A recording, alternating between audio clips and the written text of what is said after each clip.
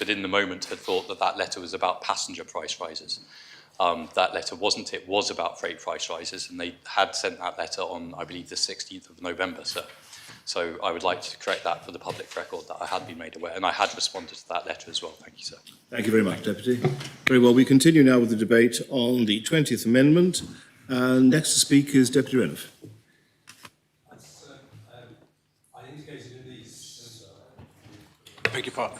So I indicated in the chat that I wished to speak before the end of the debate, but I didn't wish to speak at that particular moment. The note I have, sorry, Deputy, I may have been missed in translation. Well, you said the note I had was Deputy Renouf would like to speak, but ideally after lunch, as he'll be in the chamber. That was the note I got.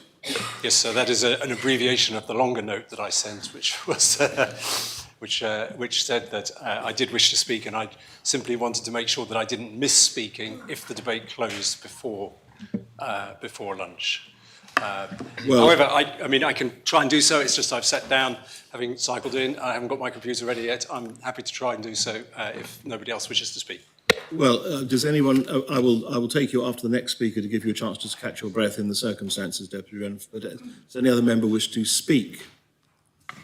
So, just very briefly, on the matters that I just mentioned, I would also like to apologise to States members for having made those mistakes, and obviously for any inconvenience caused to anybody outside the Assembly as well. Thank you, sir. Well, does any other member wish to speak on this debate?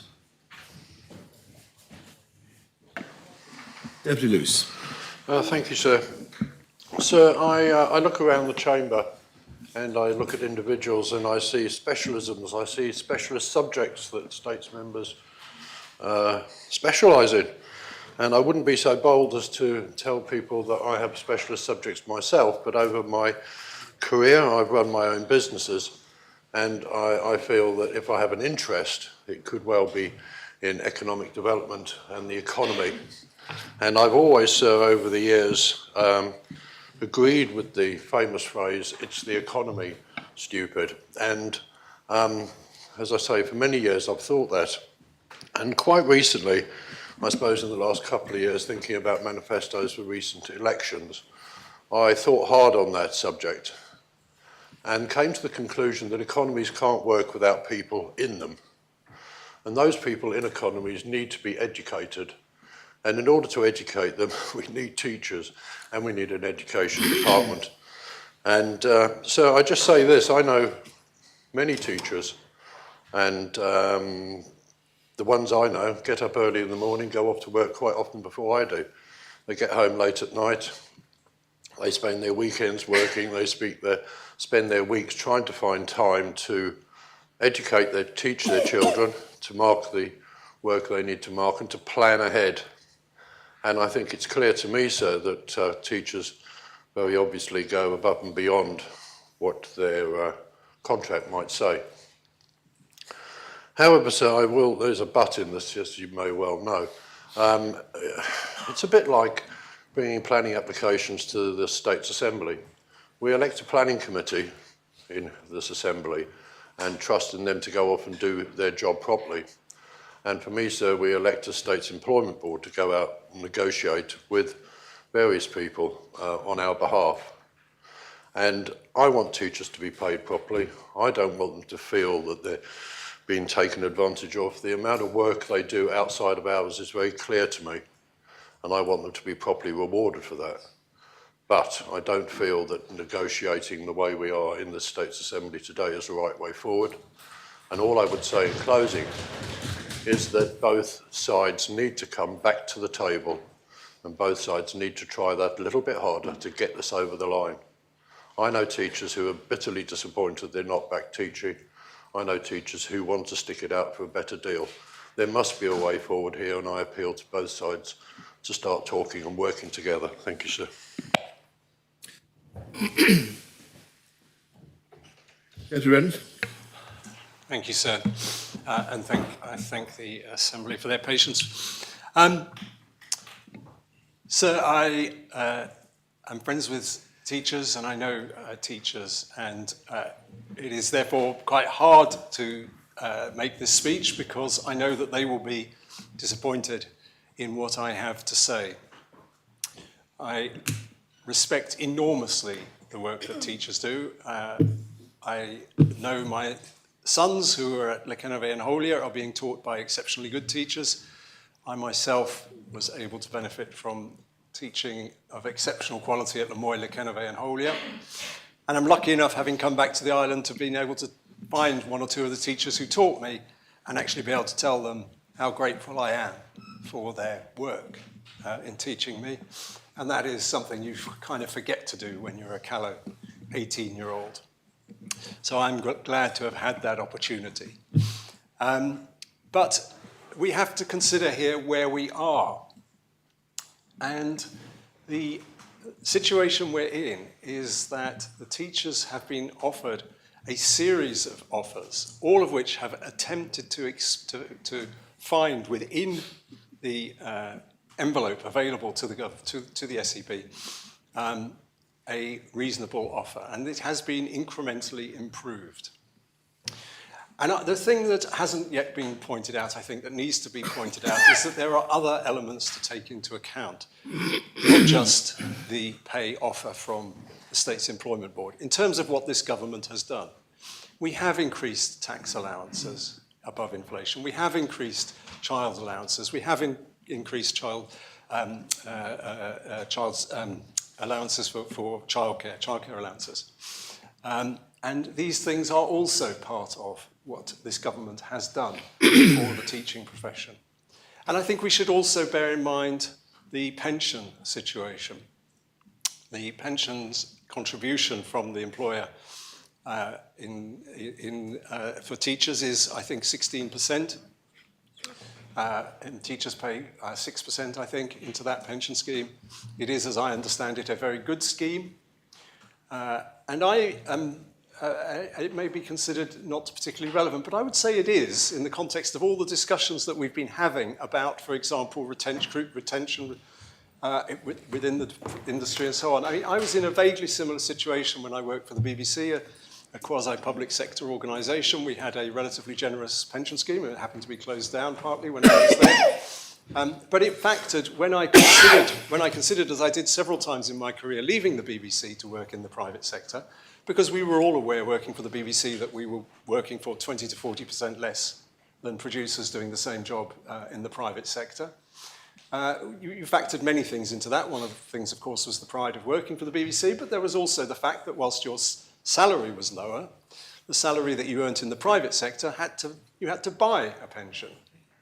And that would be an expensive business. And so that was a factor when you considered whether or not to leave the public service or not. So I do think that we should also consider in this the teachers' pension arrangements, which offer an additional part of their remuneration package, and a significant one.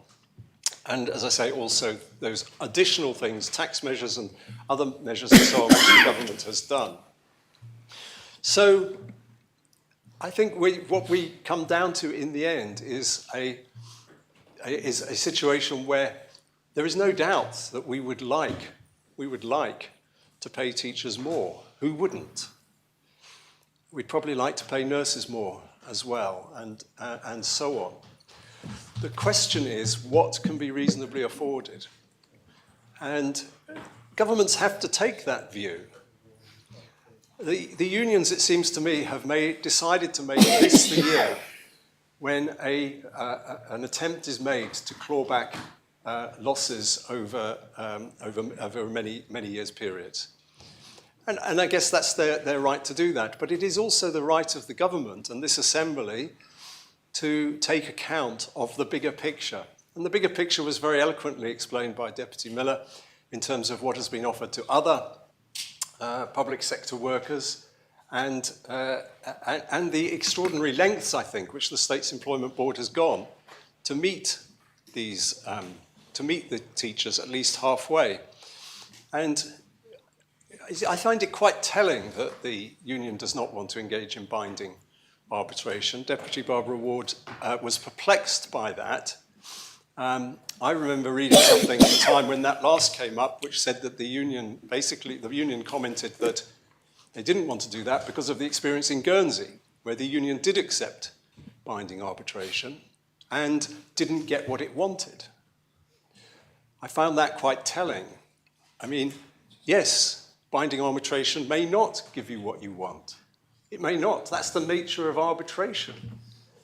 The employer is prepared to take the risk. The union is not. And I think that's a huge shame. So I think there is, at the moment, a very generous offer. Actually, I think in terms of the multi-year nature of the offer, if I had been the union in the room, I would have bitten the hand off of the employer, given what we know about potential inflations, or as much as we can say about potential inflation in the future. Of course it's a risk. There are no guarantees, but it is a very generous offer. And it is a huge shame that of the two things that are available, I think it's about the third improvement in the offer now, third improved offer, or binding arbitration, the union is not prepared to accept either and wants to go for broke. And I think it's not a surprise to me that the union voted not to accept the offer in a way because of this debate coming up. There was perhaps the hope that the Assembly would step in. I think it is more likely, I hope, that the Assembly will reject that. And I agree to some extent with members of Reform Jersey who says this Assembly could bring this to a close. I think it could bring this to a close by making it clear that there is no extra money. There is, that to hold out anything else is false hope. And I think the view that I hope will be taken in this Assembly is the view that I think is shared more widely amongst the public, which is, yes, we'd love to give more pay to the teachers, but we have to bear in mind the wider context. We have to bear in mind the fact that already there have been several improvements in the offer, and we have to bear in mind that the employer has gone the extra mile with offering binding arbitration. And given all those things and taken in the round, I think that would suggest that we should reject this suggestion, accept that the offer is a good one in the circumstances, not perfect, a good one, and that we should move on that basis. So I ask the Assembly to reject the amendment and support the State's Employment Board. Thank you. Thank you very much, Deputy. Does any other member wish to? Deputy Felton. Thank you, sir. I thought it was important that I speak after the previous speaker because there were some comments made about the union and the reflections of the speaker on the actions of the union. Having been a union leader myself for the civil servants, I know all too well that unions are member-led. Anything put forward from the State's Employment Board, there would have been decisions taken by members, there would have been votes taken by members. So people who are sitting in this Assembly today saying teachers won't leave, we're not putting our schools at risk by rejecting this amendment. I think they should be reminded that it is union members, the teachers themselves, that have been rejecting these offers. It's them that are saying these offers aren't good enough. And it's them that are the skilled people that can get jobs, let's face it, anywhere in the world, that we should be fighting to retain, because it's them that are training our workforces in the future. And if we think about how the impact of the strikes and the inconvenience that it's caused actually proves how important our teachers are, how much they are valued within our society. And I'm not just talking about how people might value them as free childminders, because they're very much more than that. This is more than where your children happen to be during the day while you're at work. This is about providing a good, well-rounded and quality education for the families living on the island. We know that we're losing people.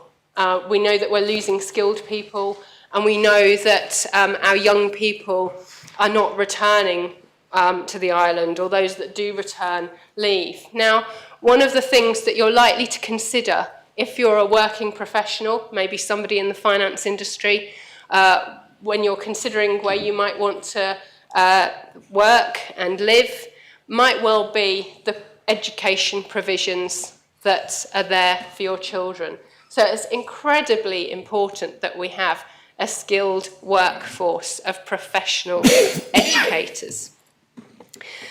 Coming back to the negotiations, it's been said many times during the past year by members of the SEB and the Chief Minister that all other pay groups have accepted previous offers. Now that may be true. They've also said that they've also referenced teaching assistants. However, teaching assistants are part of quite a different pay group. Due to decisions having been made in the past, teaching assistants are in a very broad pay group called civil service. That pay group includes all of the people that work in the offices, the people that we might see in and out of Broad Street, the people that may well see more flexible working as being something that they're willing to have as a benefit that might be why they might accept a pay offer that potentially somebody working in a school wouldn't, because they don't actually have the ability to have the types of flexible working arrangements that might be available to people working in offices. So I would suggest that had teaching assistants been balloted separately in their own pay negotiation, perhaps we might have seen a different result in relation to teaching assistants. Perhaps that's something that the SEB should look at as to how they realign pay groups into the future so that they're aligned within certain kind of job families. But I do think that the assertion that teaching assistants have been happy to accept this offer could well be ill-founded, because we actually don't know that. I'm going to leave it there because the principles of my party have been well put by my party colleagues, and I'm conscious to keep this short. But I do want people to remember that when you use the faceless word, the union, there are many faces behind that word. And those faces are the working people that form part of that union. It's not just somebody coming in from the UK making decisions. It's people representing the workers, representing the taxpayers at the end of the day, and representing our employees. Thank you. Another member wish to speak on the amendment? No other member wishes to... Deputy Mezek. Thank you, sir. I think one of the things that's disappointing about this debate is firstly the lack of humility that comes from members of government when they talk about this, and I don't think we saw any of that from the Environment Minister when he spoke before, about a fact that few seem to be prepared to say, which is that the offer that has been made to teachers is a pay cut. It's a real terms pay cut. I don't believe anybody ought to be guilt-tripped into feeling grateful for seeing their economic standard of living reduce. And I don't think it's any consolation to them to hear members of government explain, why this is so necessary given the bigger picture, when there are some pretty nasty things in that bigger picture when it comes to priorities of government spending elsewhere.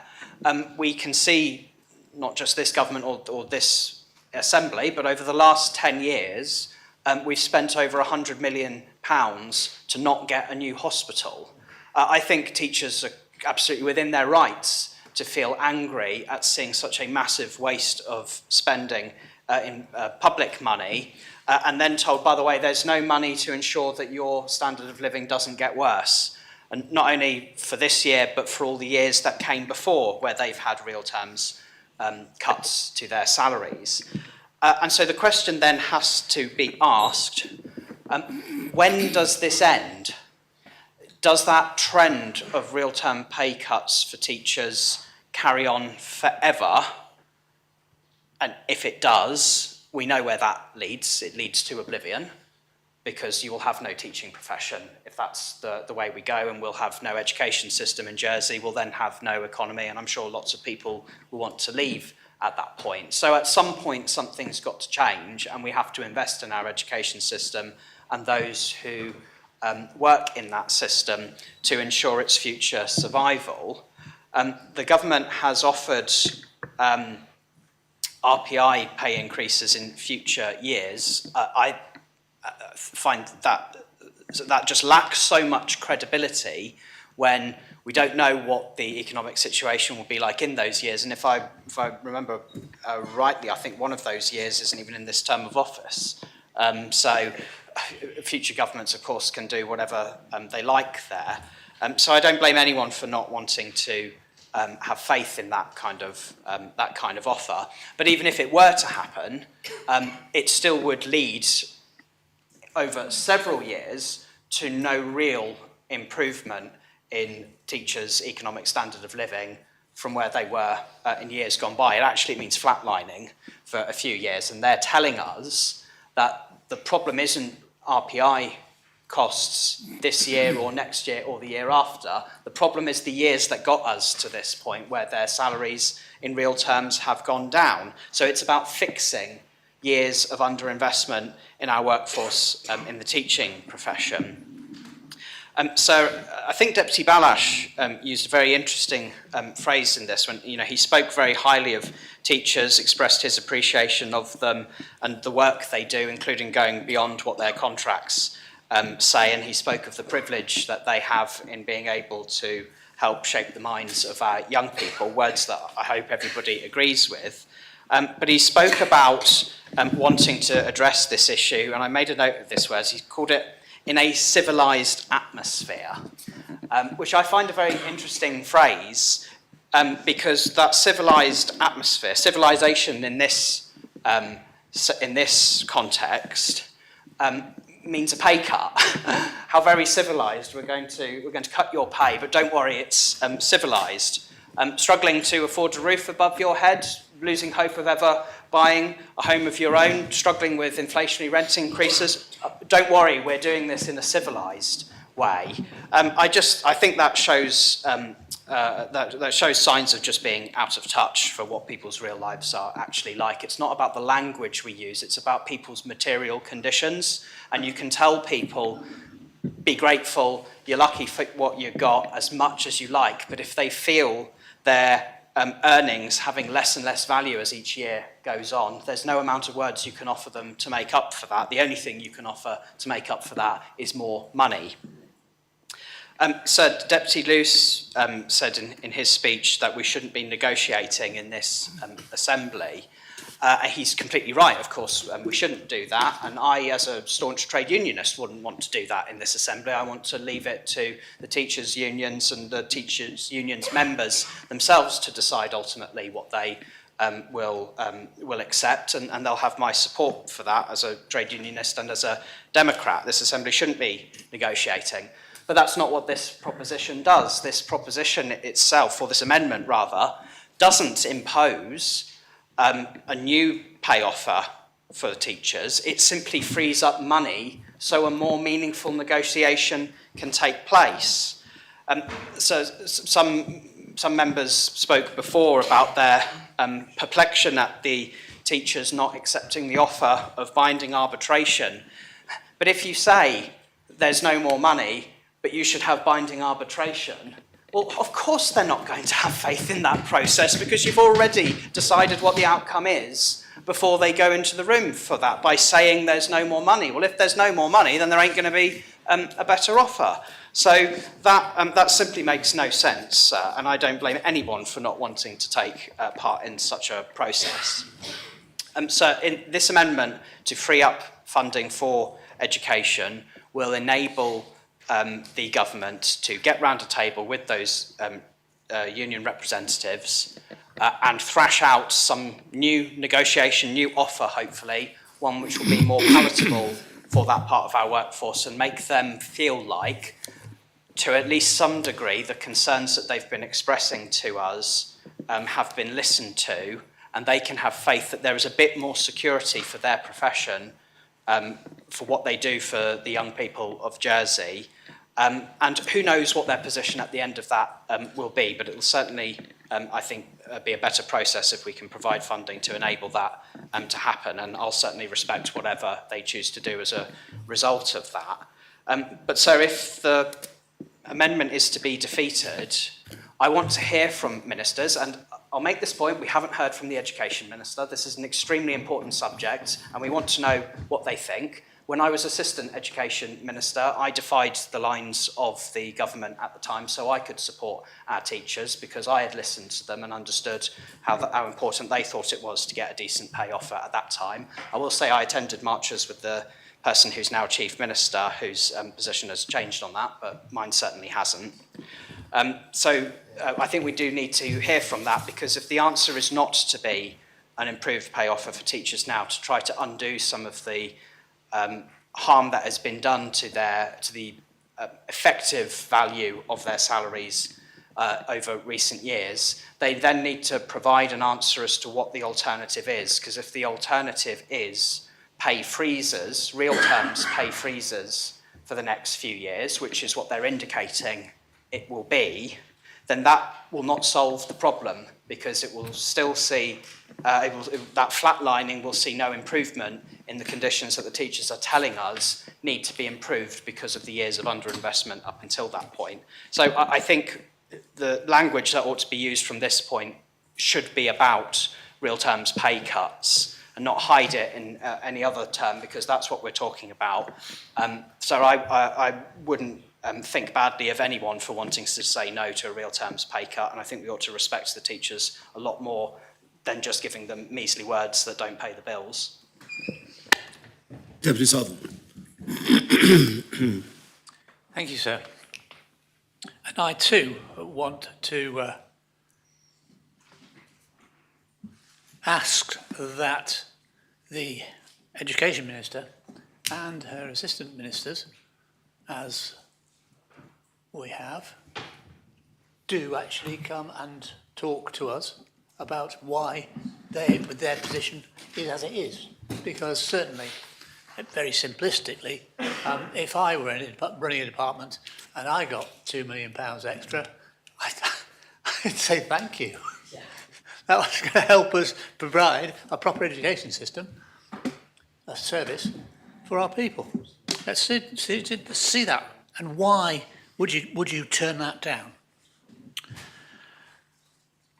Why you might turn it down is because this government, this set of ministers, are in favour of small government. They want the public sector to be as small as possible and let the market run. That's the philosophy behind most of the people in this room. And certainly this is an example of exactly that. Small government, we don't like government, don't like. And free market. And the offers that have been made, as my predecessor, my leader said, was that what we got here is a real terms pay cut. 2024, 8% consolidated. 25, a guarantee of September RPI. 2026, a guarantee of September RPI, consolidated. Does that in any way meet what the teachers are saying, the members of the union are saying? We want to finally have a proper pay rise so that we don't feel, as we do, that our money goes less and less far because of inflation, because of the cuts. And then finally, a one-off payment of £1,000, unconsolidated, so it drops out after 1 year. 1 year you get it, you can spend it in that year if you wish, but then it drops off your wages. You're back on your heads, as it were, Alternatively, perhaps we might return to the gain share process, which has taken place in the previous ministerial government and appears to be identically applied now, which says, take your school budget, you can have a pay rise, all you teachers, but it must come out of the school budget, the overall budget. So basically, you get a pay rise at the expense of the quality of teaching that goes on in your school. So you sacrifice something in order that you have a pay rise, gain share. And that, as I say it, that's a disgusting way to divide a budget. That's a disgusting way to provide an education service, which inevitably is built on the backs of you teachers taking a pay cut. Alternatively, you might want to go into, and I believe that's on offer, discussion of your terms and conditions in general, rather than just pay. And you discuss and debate, well, if I get this benefit, then that helps me put up with a pay cut.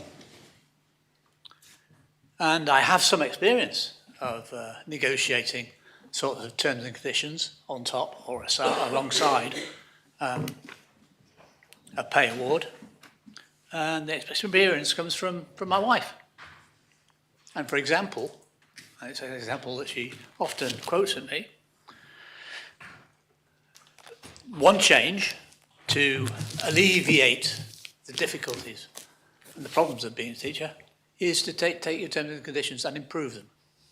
For example, putting a limit on the number of meetings you have after school to discuss endlessly educational issues or practical matters, put a cap on that. So instead of every week, a weekly staff meeting, which does happen in some schools, it goes to no more than 2 meetings a term,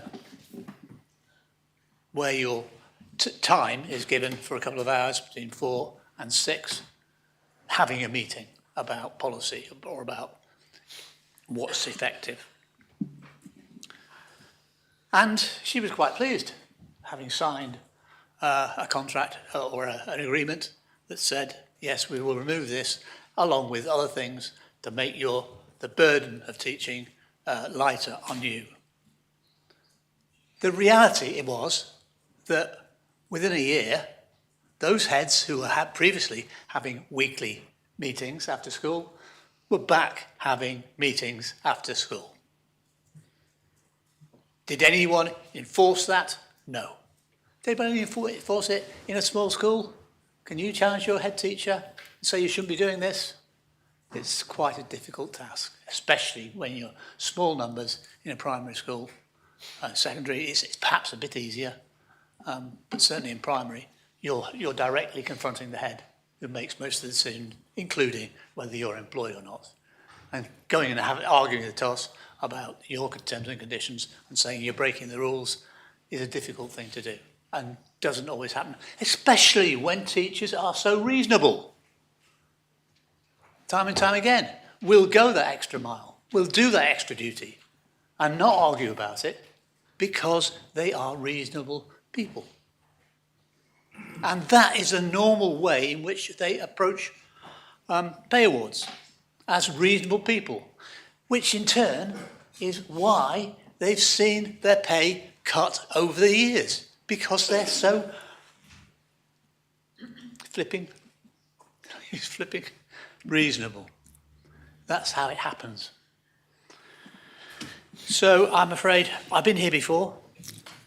I think it was 2019, I brought a proposition to the States to pay teachers more. It failed then. I don't know if it's going to fail now, but certainly it should. It's about time we broke this cycle which says teachers will do the job for a pay cut. That shouldn't be happening. We should be paying proper respect to our teachers, along with our nurses and our bin men over the COVID outbreak and what happened there. We should be valuing them. This is the way to say, and we value you. Thank you, sir. Any other member wish to? Yes, Conor St Mary. Thank you, sir. For the benefit of those who do not know, I'm neither a member of Reform nor a member of the government. I speak as an impartial member of this assembly who is, yes, somewhat distressed to hear the dispute has got thus far. And I ally myself to the comments made by Deputy Luce that we have a Stakes Employment Board who are charged with negotiating the fairest deal available for the teaching profession. And I do not dispute some of the claims made that they've suffered a drop in standards over the years, and that is something which probably needs to be addressed. But it so happens that over lunch I came across two friends of mine. They brought up the subject, and as to, yes, that they are just two members of the public, and there'll be as many views as there are members of the public. But their view was, yes, they were sympathetic to many of the claims, but felt that it was unreasonable to expect all that to be given in one lump, in one go. And one of the gentlemen I was speaking to said that he himself had been party to a arbitration proceeding some years ago, and maintained that, in fact, the arbitration result gave him and his union more than they're actually asking for. Which brings me on to the point made by Deputy Messick, and I apologise if I've misunderstood this. I don't believe the arbitration process limits the amount awarded to that which is the final offer from SEB at the present time.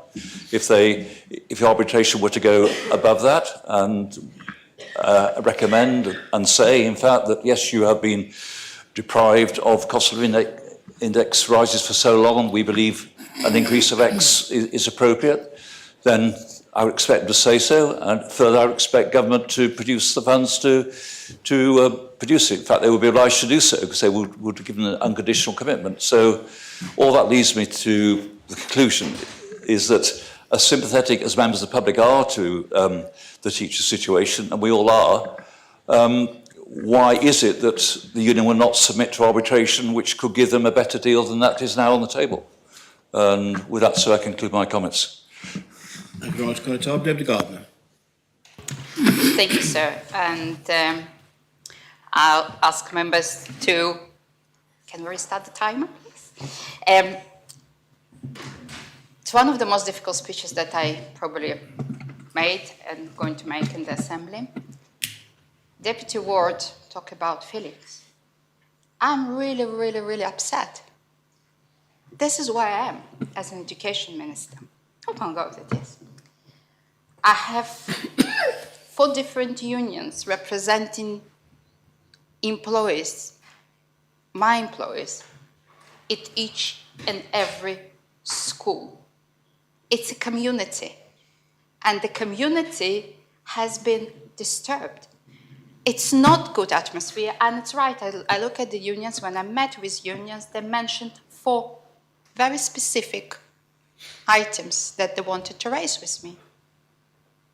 Recruitment, retention, workload, well-being, and morale. And it's really, really, really difficult. Emotionally, there's lots of speeches implied that we're heartless, we are not value teachers. I don't think that I ever said it in any of my speeches, because I personally think that without teachers who educate and inspiring our children, my child, their work and dedication is enormous. So it's emotionally really, really, really difficult.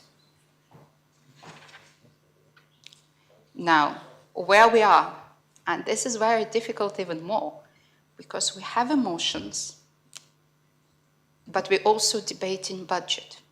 How we connect our emotions to the facts.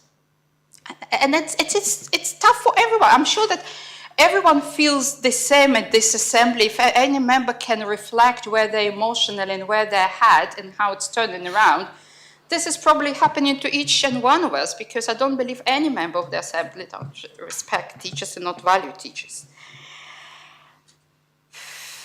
Saying this, as everyone knows, the SCB is responsible for pay with the states, and it has, and of course, I taken interest and liaised with SCB and worked with SCB.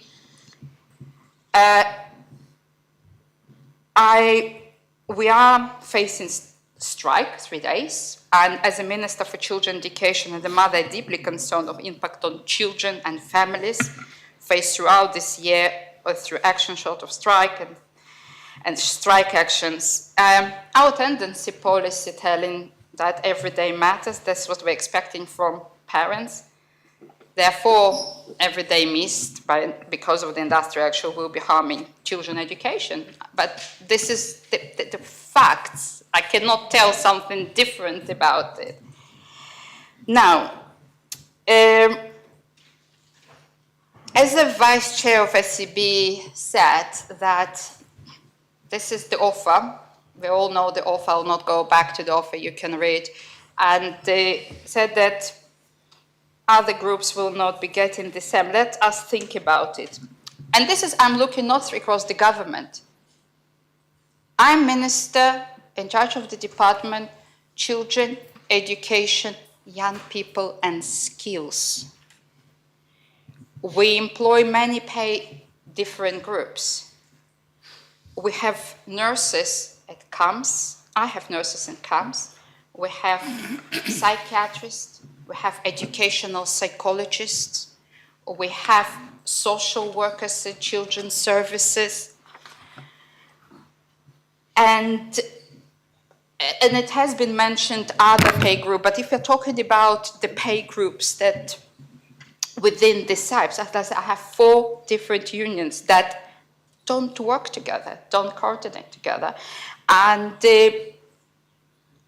if we are saying that from 2,744 employees that I have within my department, only one group would receive 17.6 demand for 2024, and others not. What's the message I'm saying for others? Oh, 17.6 spread over 3 years. What's the message I'm sending to all my other employees as a minister? Because I'm the minister for whole department for 2,744 employees. Now, recently when I spoke with, I had met with NEU, and I was a bit disappointed that it took them 3 months to respond to me, and we had finally a meeting, and when they raised with me recruitment and retention, and I would like the members, please listen, and the public listen, because there is a narrative that likely be driven or from the past or from the UK. So let's start with recruitment. I would like to go back and to repeat what the Vice Chair of SCB said. I don't have a single vacancy at primary schools. I had more than 30 when I was elected a year ago. I didn't have a single vacancy for September. I don't have a single vacancy now going into the spring terms in the primary schools. I do have single, and I'm talking about 8 vacancies at secondary schools. So if I'm looking at 917 teachers that employed, I'm talking about less than 1.5% vacancy. If I would have the same numbers of vacancies within the social work, children's services, again, I know that it's difficult, but about the particular part, recruitment, we are recruiting. And I think that also we are not having qualified teachers. We do have qualified teachers, but the quality of these teachers, I think it's a bit insulting to the teachers who are teaching. I think we do have qualified teachers, and all of them passed through the interview, and they have been recruited, and they're working. By the way, I have received an update because the agency that has been mentioned, it was 8. To be honest, up to date, we have only 5 left on the island because 3 agencies covered for parental leave. And the agency contract finished, and now we have 5 on the island. Again, this agency is important that we would deliver specialists. And we do have difficulty in recruitment. I've checked where the agency coming from. I have 2 maths, design, and construction, I think. Now, parental leave. I'm fully supporting of the parental leave policy. I voted for this. What's happened with the parental leave, and this is my conversation with the unions last time was, I think, on the square, that it was last year, it was first year the parental leave ran. What's happened? Teachers were taking part-term and taking right leave, the parental leave. So we found ourselves, and head teachers found out themselves, that have 3 or more teachers on leave at the same time. So we needed to recruit. So we created a new policy, and people are taking parental leaves when they need. So up to today, with all what I don't have in recruitment, I had 108 teachers on parental leave from January 23 till 11th of November 23. 108 that we needed to find the cover. We found it. An average, depends on the months, I had between 23 to 53 teachers on parental leave, which well deserved, but it means that we found the cover and we paid for the cover. And we found the specialist teachers, and we did employ 5 agencies to cover the parental leave, but I think it's important to say. Now, so I think I finished the first point about the recruitment. Second, retention. In the past 12 months, from December 22, 1st of December 22, to November the 30th this year, 34 teachers have left the organization. Some of these will have been retired, some of them moved to other school, and some of them left the island and profession. 34 out of 917 vacancies. Again, it might be different in the UK. I completely appreciate that loss of one teacher in school having a huge impact, and when more than one teacher leaves has a huge impact. And it's challenging to the head teachers, and it's challenging for all staff that need to cover. But we do have gaps. And to be honest, if I'm looking at attrition rates, and maybe this is where it's coming from, I don't know, I'm trying to find where the narrative coming. In 2020, when the Deputy Magic was also the Assistant Minister, we have 9.2% attrition rate. We have higher percentage. This year we had 3.7%. And I think any organization knows how does it work. So the first 2 points that raised by UK reps in negotiation didn't meet actually reality check about recruitment and retention.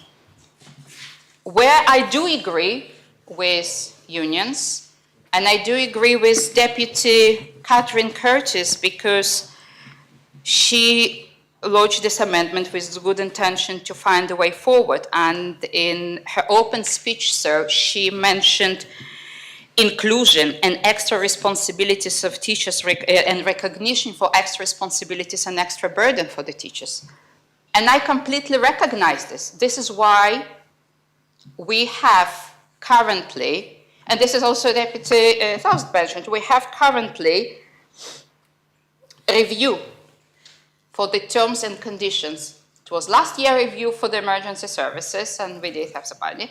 The review of the terms and conditions are extremely important, and follow Deputy Feltham point about teaching assistants, I do believe they are in the wrong unions. I believe that we need to work different in the teaching assistants. And this is the reason that I do have 3, at least on the table, different terms and conditions review. One for the head teachers, one for the teaching assistants, which are progressing very well. And there is a terms and conditions review for the teachers. What does it mean? If I'm telling terms and conditions, what is in your mind? What we are reviewing? Think about it. We have 5 work streams, and I will not give you 2 pages of the terms of reference. First work stream, core hours of work, workload, and inset days. Second, supplementary allowance points. Third, notice period, workforce stability, mobility, flexibility. Fourth, pay and remuneration. And fifth, CPD, professional development, career paths for early career teachers, and also re-employment after retirement. All this has been discussed with unions and led by the officers allocated. This is what's important. And if you go with terms and conditions review, which we are committed to do, I'm personally committed to do, because I do believe current education demand on teachers is different compared to what it was years ago, and the terms of conditions review would help. The outcome of this review as well will likely require more funds, and we will need to fund them once we will know how much will be required, as previous minister when we found the funds to meet the deficit. And unfortunately, and I really appreciate, I would like to have 2 million, but the problem is, from my conversation with unions, it's very clear that the demand of 15.4% last year, or 17.6% this year, this is the demand, and 2 million will not sort out this demand. It's not enough. It's something that will maybe put a plaster, and we would have more strikes going forward, because it will not. I wish it would, but when unions were sitting with me, and I'm looking at them, because when we're sitting in November, and I explained, by the way, the head teachers was raised here. The head teachers have received 7.9 consolidated. They didn't receive more, and they have received between 2,000 to 3,000 from October 23 to October 24, on extra 10 to 15 days out of terms time, to allow terms and conditions review to be completed, to update their pay as an outcome of the terms and conditions review. So and this is the conversation was with unions, said, can you find something to support us? I have found actually $1,100,000 from education budget to give extra 1,000, to make sure that we have enough time for terms and conditions review. But I cannot continue with terms and conditions review when we are on strikes. So it's something that where the real change would come and will address the concern of the workload, it's through terms and conditions review that we are ready to do. It will not be addressed through something else. Now, just a small, it's about the Alex Curtis, he's not here, it's about where the money coming from. I visited 30 schools since coming into the office, and it was clear for me that schools highly rely on IT systems. Our IT systems in schools are really, really poor. We need high upgrade to the IT system, but this is for the members' consideration. And I want to finish by stressing my support to all teachers that are doing a fantastic job. And now people say, oh, it's empty word. It's not empty word. I really, really, really, from the bottom of my heart, think that they're incredible. And it's not, we are not talking about the teachers. We're talking about how we make the teaching, the school community back. Because what we really want, the whole pay groups that we do have within the schools, within the SIPs, will come together and we will find a way forward. And this is why it's so important that all pay groups going through the pay conditions at the same time, that we will be able to address concerns of the workload, pay, of extra demands. And of course, I want to end the dispute and the impact. So binding arbitration is with the CB. I would really urge unions to come back to reconsider, and we can progress with the terms and conditions that could address the major concern around the workload and overwhelm and the well-being of the teachers. And I think morale, we're all responsible for this. All of us, all states members, all teaching communities, and unions, and government, and SCB. I cannot tell that it's only one bad guy in this. We all need to get together and to try to find a way forward. Thank you. Does any other member wish to speak on the amendment? No other member. Chief Minister. Thank you, sir. There have been many excellent speeches, but as chair of the States Employment Board, I did feel it important to contribute briefly, although I will truncate my speech. I'm grateful to all who've spoken so far. And yes, I have in the past marched with teachers. I've stood on the platform in the Royal Square and spoken with teachers. More recently, I've tried to do the same. However, I found that I was heckled and shouted down during that time, which was quite a disappointing experience for me. Because I did march with them during the last government, I didn't feel that teachers were properly listened to or engaged with during that period of government. The unions met more regularly with the Corporate Services Scrutiny Panel than they did with the previous SEB, and this is exactly why this States Employment Board has taken it upon themselves to meet with all unions on a regular basis, to listen to them, to take on particular pieces of work that each of the unions finds important to their members, because we are prepared to listen to their members and to act upon that, which is why, as Deputy Gardner just set out, we are dealing with the terms and conditions. We have excellent feedback on the progress that is being made.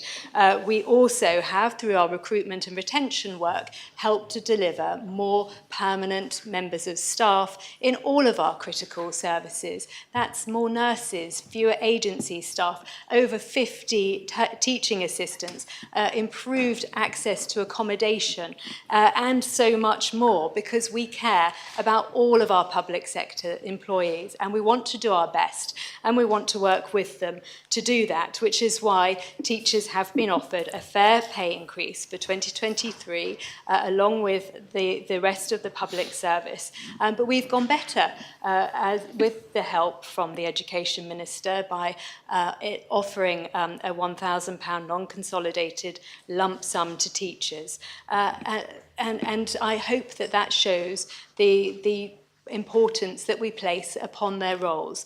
They are, as Deputy Balash was saying, leaders for our children to receive the very best education that we as an island want to deliver for them. Because, and I know some union leaders also agree with me, that this island has the opportunity and the ability to deliver a world-leading education. That should be what we're focused on. But we also have to offer the very best of services that we can in all areas. So I think the frustration with ongoing strikes and industrial action is felt by many people. Indeed, I attended briefly the Chamber of Commerce lunch today, where they'd been conducting a survey on a number of different matters, and the majority of their members surveyed wanted to see teachers getting back to their classrooms and carrying on with their work. We, as Deputy Rob Ward stated, gaps in education do impact upon each child's access to education and their development. And so any further gaps will erode that progress by creating further gaps in the ongoing curriculum and their access to it. So we need to focus on moving forwards, but we do that in the modern context of it's not simply being teachers who have experienced erosion in real terms pay, but since 2008, if members and anybody else, who I'm sure they're aware of this, acknowledge, since 2008 there has been a decline in average earnings across the board. This is something, and particularly in these difficult economic times, that we need to address. We need to address that as a community, which means standing up and helping to bring down inflation, acknowledging the fact that we're all experiencing a different quality of life, and we all want to see an improvement of that. But that will take time. It takes collective action, it takes careful husbandry of our public finances, it takes care and of everybody in our community. But in doing so, and I think we can do so, in doing so, we can deliver a continued strong set of balanced books, which we should be proud to be able to deliver.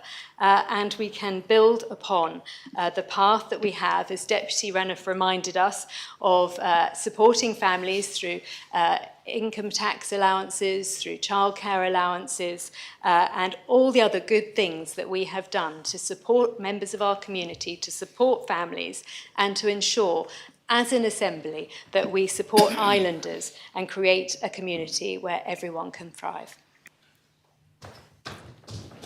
Deputy Farnham. Thank you, sir. We have got into a bit of a mess with this, but we never stop learning in politics. And I've been in politics a long time, longer than most in here, and never stop learning. And you tend to learn, and things tend to evolve. And one of the mistakes I think we make is we don't allow our thinking to evolve with the real world, with the hard challenges faced in the real world. We tend to stick to doing what we've always done for longer than we should. We've got to be a bit more, I think, more agile on our feet, sir.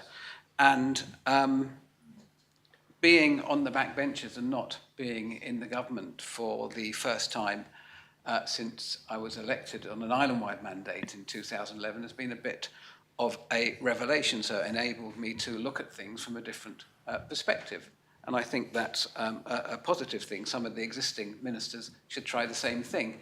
I'm not suggesting they move immediately to the backbenches, sir, but I think it allowed me to look at things through a different perspective.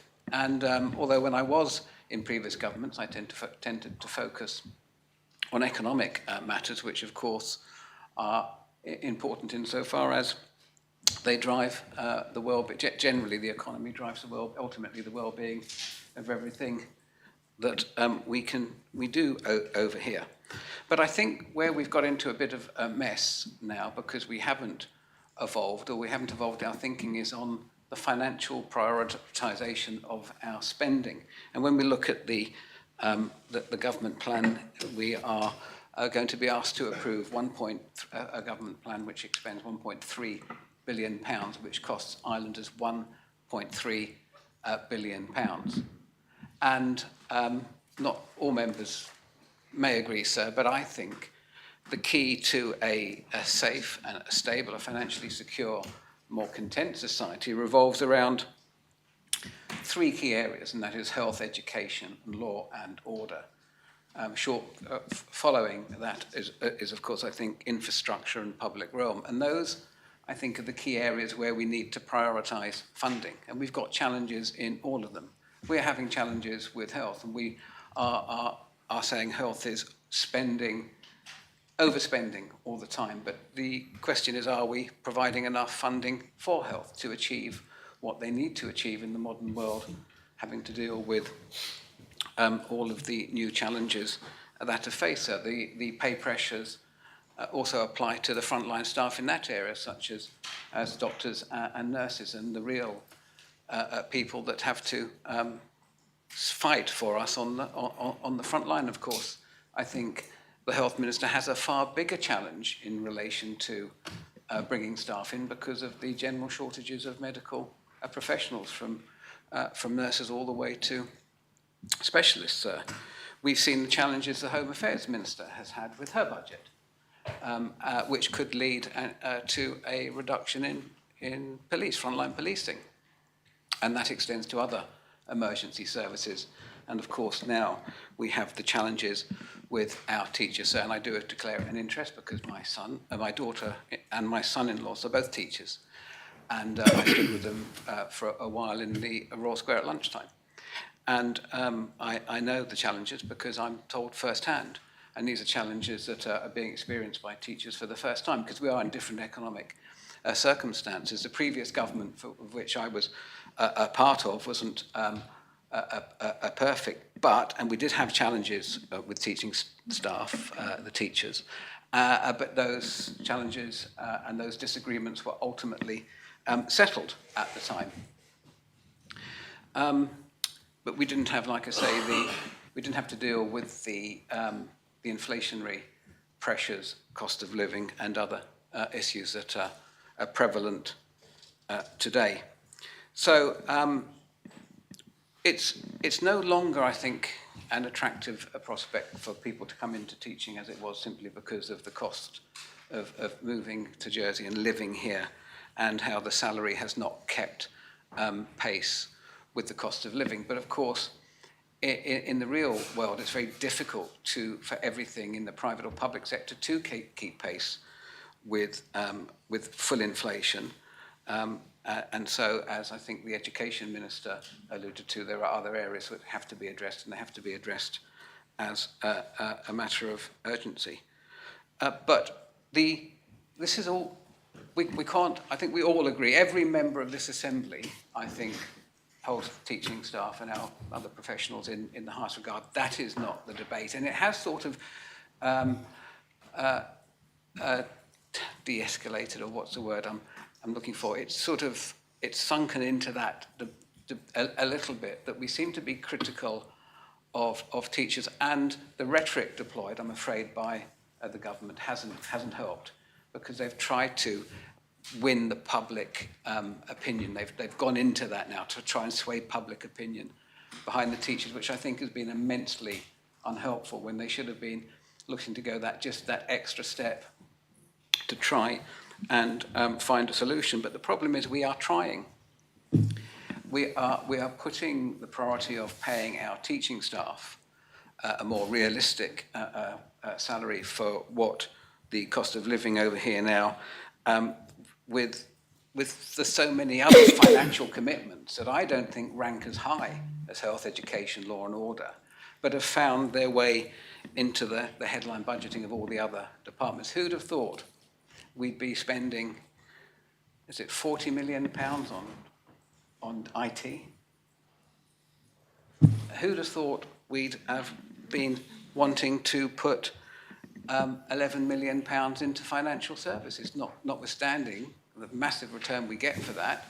Deputy Ozef will remember when we started in the state, before the Financial Services Commission were established, they didn't, when tourism was getting £7 million budget in those days, and financial services were getting nothing. And you look across the arm's length organisations and the 40 or 50 million pounds we put in there, and I'm likely to perhaps fall out of favour with some of my friends in the arm's length organisations who all do an excellent job.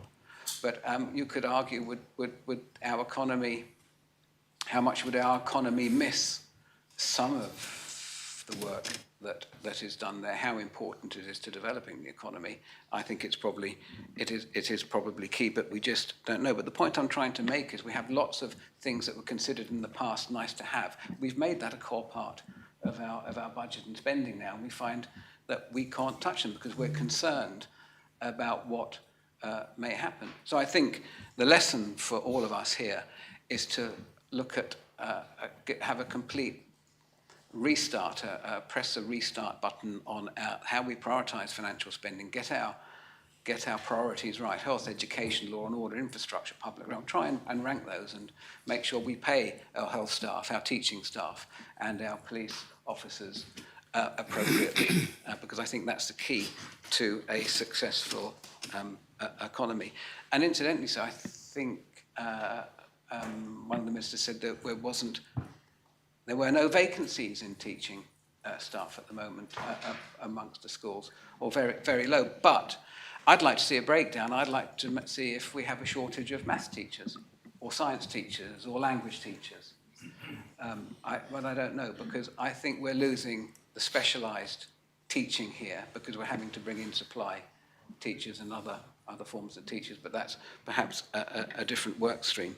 So I would urge the government to go a step further, given the unique circumstances we find ourselves in. The rhetoric, the attempts to move public opinion against the teaching staff is not helpful, sir. And I would urge the unions to do the same and try extra hard on the run-up to Christmas, early in the new year, just to find some middle ground on the understanding that we as an assembly and the government must find a better way of prioritising the essential budgets for the essential staff, for the essential people that keep our island running, sir. I shall be supporting this amendment. Thank you. Deputy Kovac. Thank you, sir. I have listened in the morning on the radio to Deputy Miller saying on the teachers' dispute issue that teachers are not a special category to receive a further increase, and we heard a bit earlier the same from Deputy Balash. Nobody negates the contribution of other civil servants categories if we are looking into having fair remuneration for teachers, and each category should be looked at through the length of their own needs and particularities. Each section union and its members are different and able to decide what works for them and what is needed for them. So there is nothing wrong with different offers for different groups, as they are not all the same. On the other hand, other categories of civil servants also benefit of the extra perks to salary that Deputy Renouf has mentioned a bit earlier. I want to have this highlighted. Teachers are a special category of employees, as teaching is the profession that teaches all the other professions. Most of the teachers are putting in double time for the same pay. They put their own money in materials for class, as many are not supplied. They are the ones that every minute of their job are responsible not just for teaching, but for the well-being of the children, so in constant watch.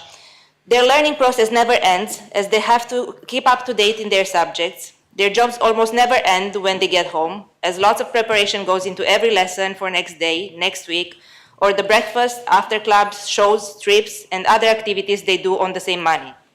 Then going into work, they have to do the job of 1, 2, 3 people at times, not to mention that many times they act like counselors or cleaners as well, and the list can go on.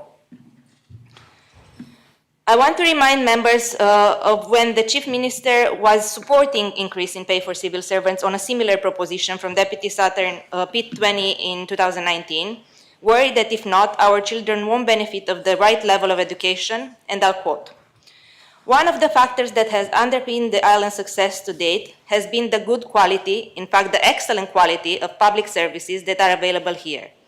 May I suggest to any person who doubts what the reaction of private sector taxpayers may be if we support Deputy Southern today, to please consider what might be the reaction of businesses if they lose confidence in our ability to educate the children of their staff." I also understand the statistics that the Education Minister is giving about retention, but many teachers are currently talking about wanting to leave the island as they can't afford it anymore, and we do revert to teachers brought on contracts through agencies as well, which doesn't offer continuity or consistency. To refer to the importance of IT that has been mentioned, no doubt that it has its importance, but as my colleague Deputy Coles highlighted in the quote from Bill Gates, technology is just a tool. Teachers are the most important on getting kids to work together and motivate them. If we can offer over 82,000 per agency teacher to be brought over, why can't we offer the same to local teachers to retain the skills on the island and avoid the necessary rotation of staff, which is breaking the learning process and creates additional costs with training costs? Klaus Moser said, "Education costs money, but so does ignorance. If we ignore the problem, it's not going to go away. Investing in education now pays off now and later. Treat teachers and pay them right if you want to have ongoing quality learning for well-educated and skilled future generation, and vote for this amendment." Does any other member wish to speak on this amendment? No other member wishes to speak? Then I close the debate and I call upon Deputy Catherine Curtis to respond. Thank you, sir. I thank members for their contributions and will address the concerns raised. Firstly, though, ministers and the SEB say they've offered a fair pay deal. They say it's a very generous offer. But they can say this till they're blue in the face. They can use taxpayers' money on full-page adverts in the local newspaper to say so. The fact remains teachers haven't accepted it. 75% of the teachers balloted rejected the latest offer, and it's time to face reality.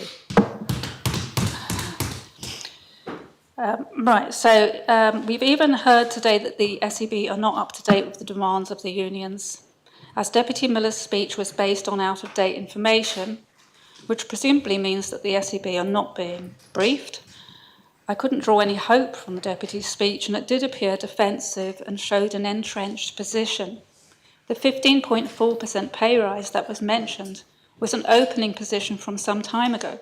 The correct and up-to-date figure is 10.1%. And as for arbitration, teachers haven't wanted to go to arbitration as they've lost all trust in the government, which sets the pay parameters for arbitration. Deputy Barbara Ward also raised concerns about whether payment could be made through the SIPES budget. This has already been done, just recently for head teachers and deputy heads. It was done without any difficulties. Deputy Balash began his speech by stating his support for the teachers, but we need actions, not words. He talked of the difficulties imposed on parents by strikes. This is why we need to sort this problem now, and sadly the SEB have failed to do so. Deputy Luce said that the negotiations should be left to the SEB. I would have agreed with him in the first few months, but not now. This has been going on for such a long time. I really think there will be no progress. If we are going to be responsible, we need to all act on this now and not leave it to the SEB. Unfortunately, if members don't accept this amendment, I can't see this situation improving. The Connétable of St Mary mentioned arbitration. Voting for this amendment would not preclude arbitration. It's just that the extra funds would be in place to provide a larger envelope for education. Deputy Gardner stated that we have a focus on budgets, I'll remind members that we are talking about the sum of 2 million from a budget of 41 million, which would have a huge positive impact on families. Deputy Gardner also gave us details of teacher vacancies to show that there was not a problem with teacher recruitment and retention. But walking out into the Royal Square at lunchtime today, I was confronted by a teacher holding a placard on which was written, "Who will teach your kids when I'm forced to leave?" This teacher was supported by many other teachers, and they can't make their feelings clearer, can they?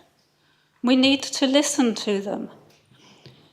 We can offer a review on terms and conditions, which is great, but it doesn't solve the problem right now of pay. The amendment I'm bringing will move 2 million from the modernisation and digital office budget of 41 million to resolve the teacher strikes. The 2 million is calculated on the total teacher wage spend and is accurate and includes matters such as social security payments. Deputy Alex Curtis understandably makes a case to defend modernisation and digital, and I wish him luck with all the improvements that he intends to implement. Members should bear in mind that as well as modernisation and digital spend of 41 million, there is also 20 million spent on IT through capital projects funding. Perhaps some of this crosses over into the M&D budget, but we don't have that information. However, it is a very large amount, and it does seem that this should be more than enough to pay for our modernisation and digital service, including IT. And I don't need to outline the many concerns there are with IT. We will have all heard from islanders and in the media of the many problems and overspends. I'm still not convinced that it's good value for money. 2 million is a very small amount in proportion and will make a huge difference to families as well as our teachers. The SEB has been trying to sort this out for many months, but unsuccessfully, and positions have become entrenched. The teachers have rejected the latest pay offer, and the SEB is not offering more. Now, States members have the opportunity to step in and resolve this issue. Children and parents are being affected now by this ongoing dispute. Let's bring it to an end. I urge members to really think carefully and to vote for this amendment. And I call for the appel. As called for, I invite members to return to their seats. The vote is on the 20th amendment.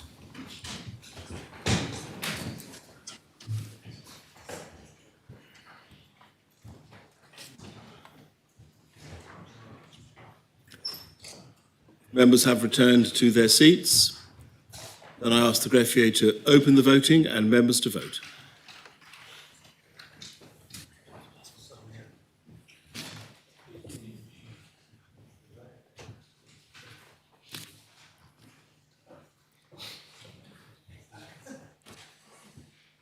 Members have had the opportunity of casting their vote. Then I ask the greffier to close the voting.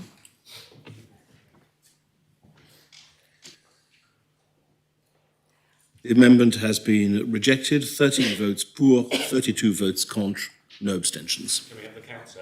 Indeed. Those voting for, the Conotop of St Saviour and Deputies Southern, Tadeo, Lehegara, Ward, Alves, Farnham, Mezek, Coles, Porray, Curtis, Feltham, Kovac.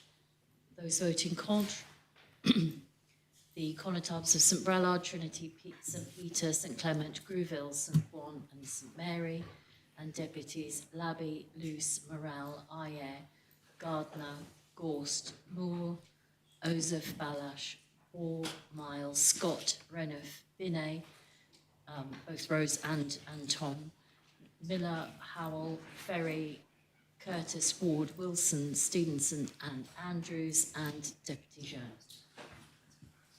Very well. Deputy Miller, I was told that you wished to, sorry. Minister, yes. Yeah, sorry, sir, I've stood into the gap. There has been an ongoing conversation between the Minister for Social Security, who is responsible for the Health Insurance Fund, the Minister for Health, who is responsible for the Health Department, and Deputy Howell about the next amendment.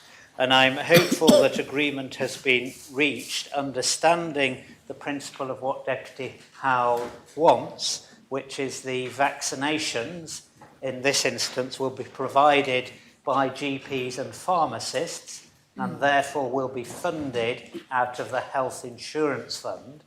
On that undertaking, I understand that Deputy Howells will withdraw her amendment, and the Minister will withdraw her P88, which would have transferred money from the Health Insurance Fund to the Health Department.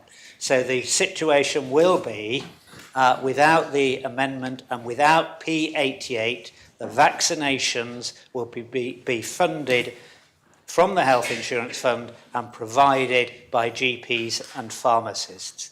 And that, I think, is what has been agreed, and therefore, sir, I hope that the next amendment is withdrawn, and the Minister for Social Security is withdrawing P88.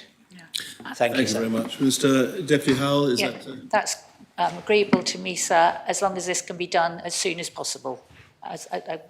Well, it's entirely within your gift to withdraw the amendment, and indeed your own amendment to the amendment, and therefore that is withdrawn.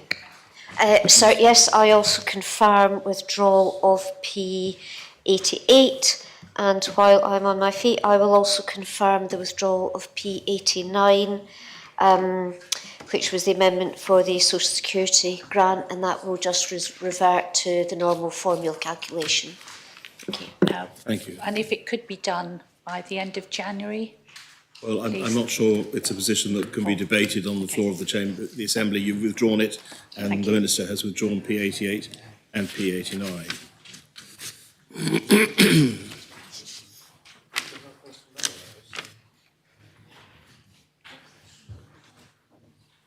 Yes. Very well, in which case the next amendment is amendment number 28, brought by the Economic and International Affairs Scrutiny Panel. I ask the Referee to read the amendment. Paragraph 8. After the words set out in Appendix 2, Summary Tables 5.1 and 2 of the report, insert the words, except that in Summary Table 5.1, the head of expenditure for economic development, tourism, sport and culture should be reduced by 650,000 and the central reserve should be increased by 650,000. In paragraph L, after the words as set out at Appendix 3 to the report, insert the words, except that the revenue expenditure growth item IDFE GP 24001, implementation of digital visitor economy and elite sports strategies, identified in Appendix 3 supplementary financial table, should be reduced by 650,000 for each year, with these funds being held in the Central Reserve until a business case for this growth is agreed by the States Assembly. Yes, Abdi. Thank you, sir. Sir, I thank the Council Ministers for their comments on this proposition. And in view of the remarks made in those comments and comments by the Minister for Sustainable Development during the debate of the panel's proposed amendment to freeze alcohol duty yesterday, I regret that I need to stress that this is not a defunding proposition. Careful reading of the proposition would have revealed this to the Minister and the Council of Ministers. I also strongly refute the claims made by the Minister that his scrutiny panel had any political motivation in bringing this amendment, including an end game of not wanting to invest in the island's economy. So let's come back to what this amendment actually seeks. And let me explain why we feel we have to do this. If adopted, the proposed revenue expenditure of 650,000 for each year of the government plan 2024 to 2027 for the implementation of digital visitor economy and elite sports strategies of the economic development, tourism, sport, culture would be held within the Central Reserve until a business case for growth is agreed by the States Assembly. In order to explain why the panel has brought this proposition, I will clarify the panel's role and methodology in scrutinising the proposed expenditure, which I hope the Minister will relay to his officers to avoid future misunderstandings. The panel has had a non-political task to perform on behalf of the States Assembly. This task is not to rubber stamp proposals by the Minister that require funding and which he insists will help the economy, but to satisfy itself on behalf of the Assembly from the evidence provided to the panel that public funds are being used productively and in furtherance of public policy agreed by the States Assembly.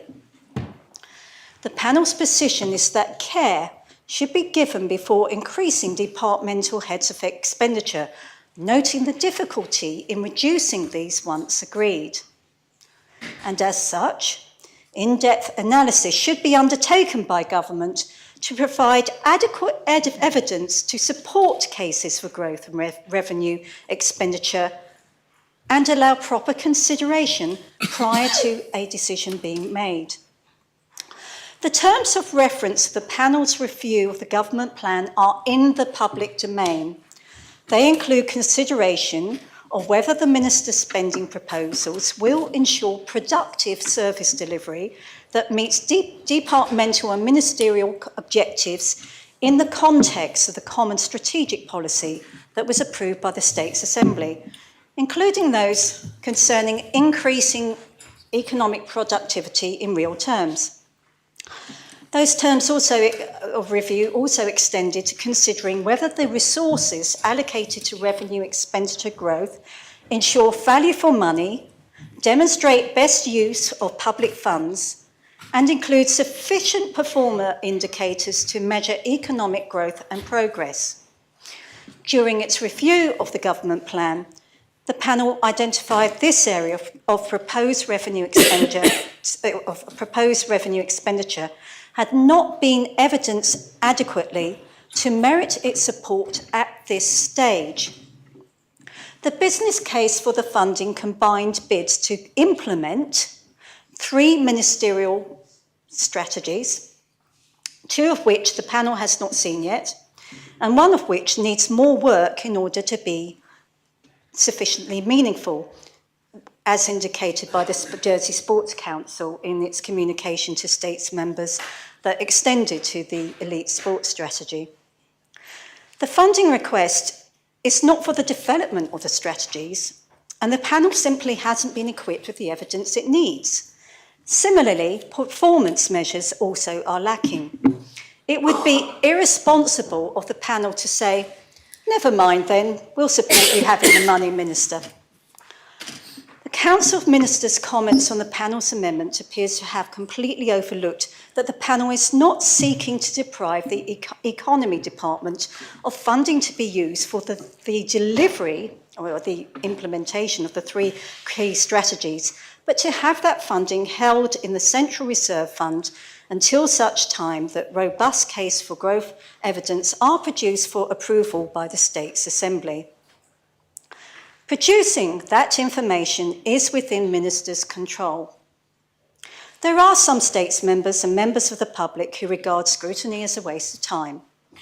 The work of the Economic and International Affairs panel is time-consuming. Much of it can seem to be taken up chasing for meaningful evidence as well as meaningful policies, with the help of our incredibly professional officers, whose persistence and expertise I can only applaud. At this stage of time, the Economics and International Affairs panel doesn't have meaningful evidence to support the funding. Our hearings on the government plan were not attended by the Assistant Minister for Sports. Questions were not adequately answered by the Minister and his officers. The panel sought to follow up unanswered questions by letter. Our written exchanges with the Minister are published on the scrutiny website. The panel is not going to rely on undelivered promises or accept plans to make plans or wish lists as having the same value as meaningful strategies with clear content regarding delivery and costing methodology and performance measures. I can understand why the Minister may wish us to have a different approach to scrutiny. This proposition presents the States Assembly with an opportunity to override scrutiny, if it chooses to do so, which is clearly what the Minister and the Council of Ministers wishes the States Assembly to do. However, I would ask States members to be mindful of the implications. For that reason, I request members to support this proposition, so that all the strategies for which funding is sought are first delivered, along with the business cases that can be approved by States members once available. The panel remains willing to offer to States members its comments on such business cases once produced. Is the amendment seconded?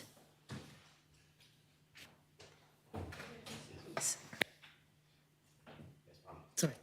Does any member wish to speak on the amendment? Deputy Morale. Thank you, Mum. Mum, I strongly urge members to reject this amendment, which ultimately would hold back vital investment in 3 key strategies within the economic portfolio. I think it's really important that members think to the comments they often hear in the media or from members of the public. Oh, another government strategy. It just gets there, it sits on a shelf. Sadly, they also say similar things about scrutiny reports. And I remember when I chaired this scrutiny panel, the same panel as the chair now chairs, I was robustly defending that. No, scrutiny reports are taken account of. We spend a lot of time diligently researching them, bringing them to fruition, consulting, and then putting out reports which matter to the States Assembly and which matter to the government. And certainly we have seen many of those reports matter. It is similar for strategies from different government departments. And whilst I cannot speak for all government departments, I can only speak for the economy department. It is clear to me that we have a really strong record of not only creating strategies in collaboration with the sectors that they affect, but in creating strategies that then deliver on everything that they say they are going to deliver. And we do see that in the rural and marine economy strategy. We do see that in the arts, culture and heritage strategies, because they are two separate strategies. And we will see that in the visitor economy strategy, we will see that in the digital economy strategy, and we will see that in the performance sports strategy. There is no question that the track record that the department has under my ministership is a really strong one in delivering on those strategies. Since I became minister, I set aside for the visitor economy strategy, which the industry is crying out for, and which I don't believe there has been one for years, I believe more than a decade. There hasn't been a visitor economy strategy, as I understand it. The industry has asked for one. We have sat down, one officer has been corralling this strategy, coming up with this strategy, working with the industry, an industry which is often finds it difficult to sit down together at the same time. We have, because not for any particular reason other than because they are very busy and because they work in different areas of the visitor economy. We have sat down with them and we have worked with them throughout this year, as well as those necessary state-owned entities such as Visit Jersey and Ports of Jersey that have a direct impact on the visitor economy. And we have drafted a visitor economy strategy. It will be published at the end of this month. That sits within the delivery framework that I set. And if it has slipped, I have kept the panel up to date with that, because it is also difficult to know at the outset exactly how much work will be needed to go into it. And so the visitor economy strategy will be published very shortly. The digital economy strategy, which Deputy Curtis will speak a little more to, is in a very similar position. In that case, we didn't have the necessary officer support to be able to start writing that strategy until midway through the year. That, of course, puts back the actual publication of that strategy. And it is similar with performance sports strategy, which I know Deputy Stevenson will speak to in a bit as well, which is a vital part of Deputy Stevenson's vision for sport in this island, and it's a vision that I fundamentally support.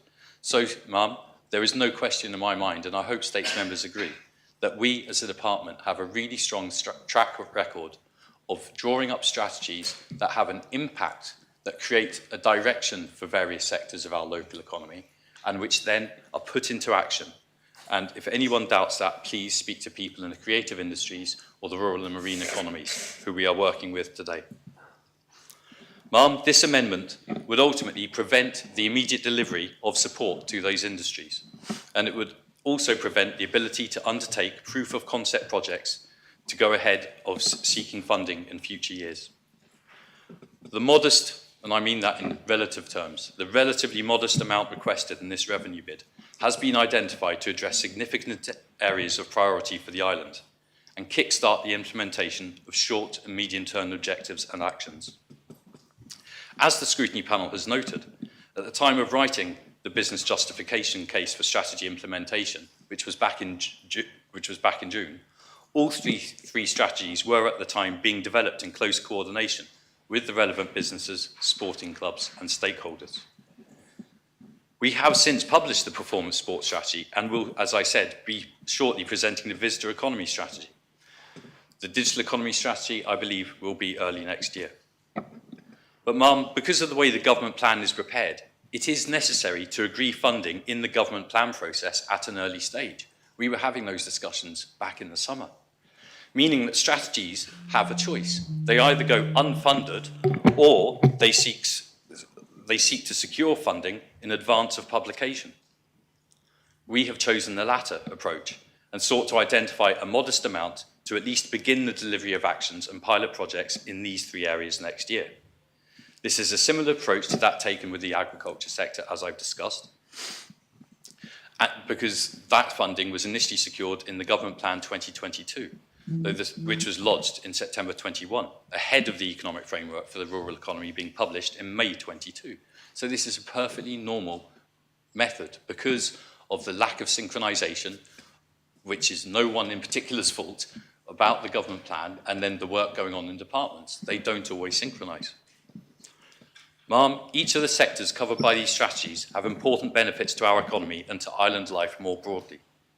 Members will be well aware of the direct correlation between the success of our tourism offering and the availability of air links, of the strength of our hospitality sector and the vibrancy of our town centre. There is no question in my mind that the strength of our finance industry is partly born on the strength of the visitor economy. Everything in this island, the visitor economy has an impact on. We, as islanders, benefit from the restaurants, from the shops, from the cafes, from the hotels, as much as any visitor does.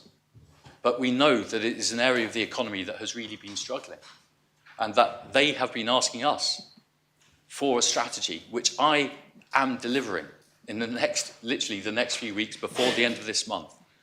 But to then deliver that and say, by the way, there's more bureaucracy to go through before we can get the funding, I think would speak volumes about people's perception of the government and the States Assembly and bureaucracy, and the idea that there is forever increasing bureaucracy that stops businesses performing in this island.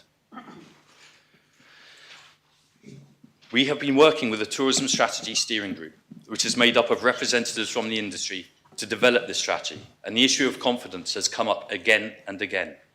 The industry is keen to know that if, and it is a big if, they are able to invest in their product, they need direction and they need support. That direction is being delivered by us, with the island's first full visitor economy strategy for publication this month. And like I said, I believe that's the first full strategy in more than a decade. But a strategy alone cannot convey support. Building back confidence in this sector requires an effort across government, this assembly and the wider community. And that also takes funding. And I believe that there would be no quicker way to drain confidence than to say, here is a strategy. By the way, there is more bureaucracy to go before you can access any funding for the strategy that you all believe in as a sector. So, Mum, my department is set to find an additional £1 million in value for money savings next year alone to help fund the extra support for agriculture. That is why I am feeling very protective of the budgets that I have, Mum, because there are many sectors to the island's economy. And back when we were doing the government plan, the extra £1 million that's coming out of my department to fund the extra £3 million that the States Assembly voted for is coming straight from the economy department. And so that has put immense pressure on the budgets for next year. The panel's amendments would result in a further £1.5 million in cuts to the department's budget. This is equivalent to 8% of the funding for local and digital economy next year. Put simply, ma'am, there is not much money available. The modest amount being proposed in this revenue bid is therefore intended to trial pilot schemes, prove concepts, and enable targeted support in these key areas so that we can address the immediate challenges facing the hospitality and digital sectors, as well as local performance athletes and their families. Possible actions and deliverables for each strategy were set out in the business case, which the panel has had visibility of. But until the strategies have been made public and their actions and funding requirements have been agreed with stakeholders, we are unable to provide specific, exact examples. However, in the case of the visitor economy, this funding will support the digitisation of visitor information and booking experiences. Initiatives relating to the need to stimulate investment in new hotel bed stock, and funding for marketing to develop new routes or markets. As we did with agriculture, it is hoped that these short-term actions will themselves prove to be a foundation from which we can evidence small successes as we seek funding in future years. And I think there, ma'am, it's worth me taking a minute just to say about Visit Jersey, which is absolutely vital for the marketing of our island.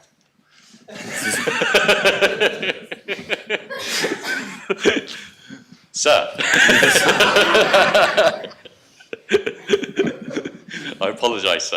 I should look up sometimes.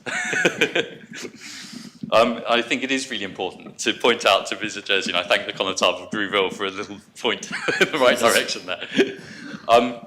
Visit Jersey has not had any increase in its funding for a number of years. I'm really pleased that I have spoken with both the chair and the new chief executive of Visit Jersey, and they are, if I could say, at peace with the funding levels we have this year, which are effectively, in real terms, below where they were last year. And they understand, as I have put it to them, the need for us in all our areas and in all the ALOs to make every pound go further. They have to stretch their budget. In the case of Visit Jersey, they will be looking at new and innovative ways of marketing the island. They will be looking at moving away from the traditional approach that they've had. And so, sir, I really am excited about what we will see from Visit Jersey in the coming months. Sir, my assistant ministers, Deputy Curtis and Stevenson, have led on the digital economy and performance sports strategies. I will let them speak to the importance of these pieces of work in their own words, but I would like to say my own word about the performance sports strategy. During the recent debate on support for the Jersey Reds, we heard a lot about the ability of elite athletes to inspire. We heard about the need for additional funding for local sport and on the positive effect this has had on the wider community. Sir, I have watched Deputy Stevenson over the last year identify a clear gap in government support for local performance athletes who struggle to take the next step in developing their careers because they happen to have been born on an island. I've watched the Deputy develop her policy with officers, consult closely with clubs, coaches, athletes and their families, and now publish a complete strategy with a really clear goal.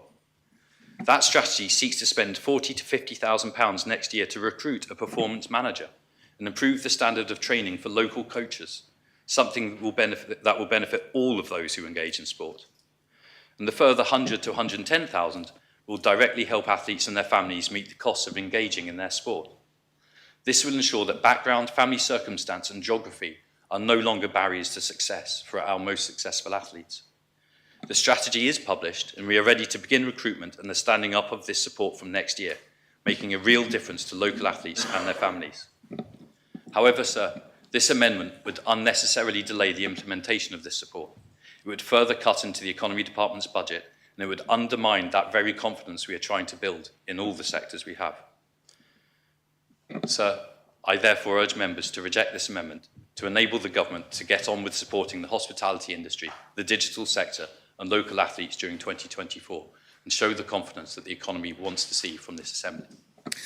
Does any other member wish to speak on the amendment? No, Deputy Stevenson. Thank you, sir.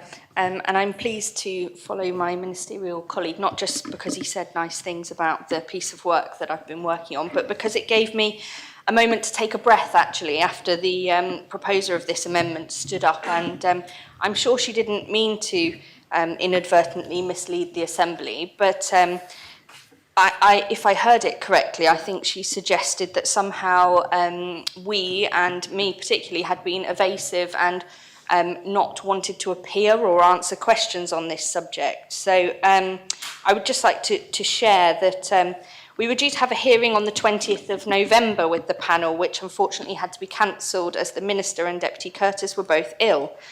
We did offer to reschedule, but the panel didn't have availability before their deadline.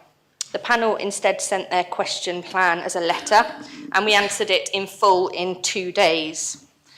And it's worth noting that since the launch of the panel's government plan review on the 10th of the 10th, I believe, we've responded to 8 letters with around 140 questions, many of which were not focused on the government plan. Of these 140 questions, none were explicitly on the performance sport strategy. There were 8 questions which covered the broader economic strategies implementation bid, which includes the funding for this strategy. So if the proposer of this amendment would like to maybe in her closing speech elaborate on her comments at the beginning about how I was somehow evasive and not wanting to appear or answer questions, then I really would appreciate that. because I think really if we're going to speak very openly, and that's what I always committed to do when I stood for election, let's get to the point here that the panel which has brought this amendment doesn't really value any kind of investment in sport. And the deputy who proposed this may disagree, but the report, as I read it, which accompanies the amendment, makes it clear that they didn't support the creation of a sport policy officer role last year, and it doesn't support the performance sport strategy funding as set out. So I really do question the idea that this is somehow not about defunding and is about due process and doing things properly. Because really it should come as no surprise that performance sport features within this government plan. The development of the strategy was set out as a ministerial priority for 2023 over a year ago. It's been raised at scrutiny hearings since then, and as we've heard already, last month the strategy was published, and that follows consultation with many key stakeholders as well. This is all normal process, as we've heard from the Minister already. There's been no surprises from my end and from the team who've worked on this. And the Economic and International Affairs Scrutiny Panel, as the critical friend that we so often hear scrutiny referred to as, has had various opportunities to engage on the matter, and I've set out some of those most recently as well.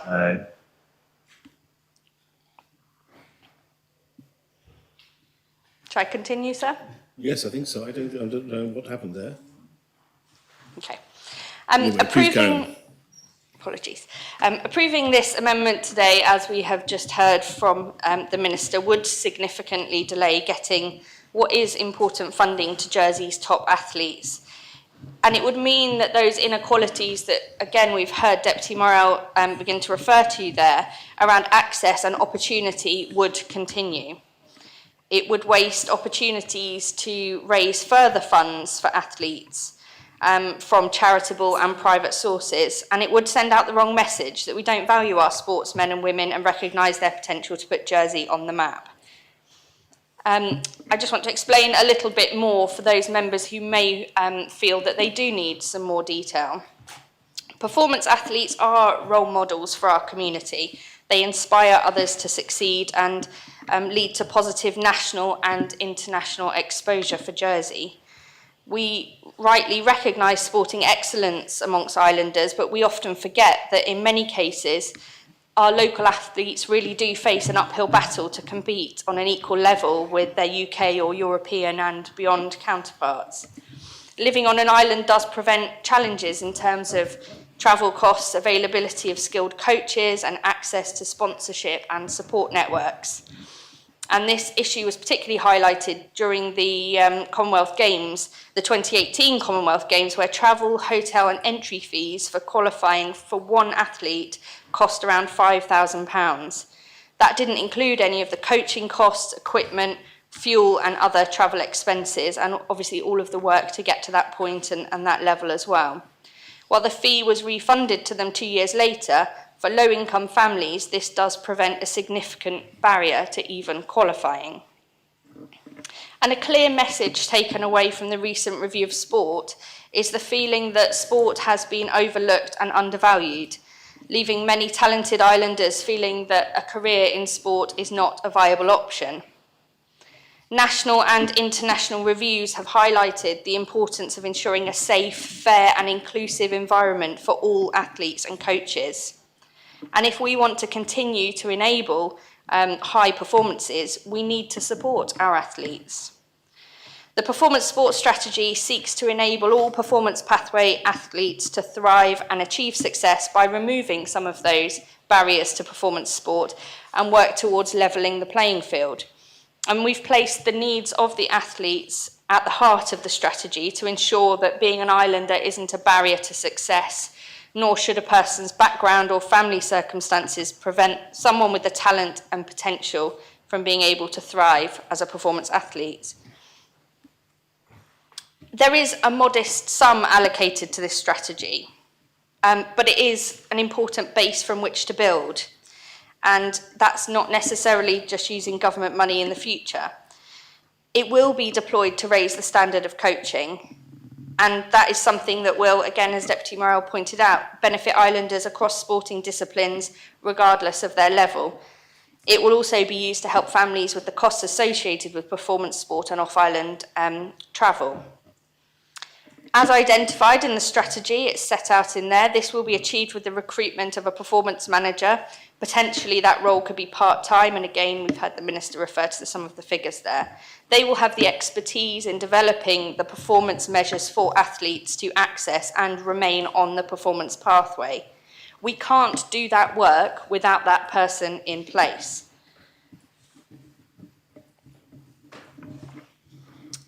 We simply don't have the resources or, dare I say it, the expertise to go into that detail at that stage. We've got one sport policy officer, and that individual, that post was created by this government in the last government plan because, in my view, previous governments had washed their hands of sport. They had created Jersey Sport and left them to it. And personally, I don't think that's good enough. So we've built back the resource of one single individual who is working really hard on those relationships, starting to rebuild government policy around sport and the kind of systems that we in this room would all expect us to have when we are holding those bodies to account around public spending and delivering on those KPIs that I know the panel are always so keen to see. So that's one individual. They cannot do everything, which is why it is so important that we have this funding at this stage to build in some of the finer detail. And I say the finer detail because there is a very clear, simple, and simple was always my intention. And that was one of my clear instructions to the officer involved. It needs to be simple and it needs to be effective. We know that sport and physical activity can have hugely beneficial and positive impacts on people's lives and the communities in which they live. And sport helps to deliver many of the government's strategic priorities, which is why it is so important to me that government really starts to get back involved in this key area. So I share many of the Minister's frustrations, and I think we did hear some of those start to come out yesterday, because there's this amendment, there is another one, and I think there was one yesterday which talked to it, which really do target the economy department's budgets. They're not, in my view, proposals from a critical friend, as I interpret that role to be.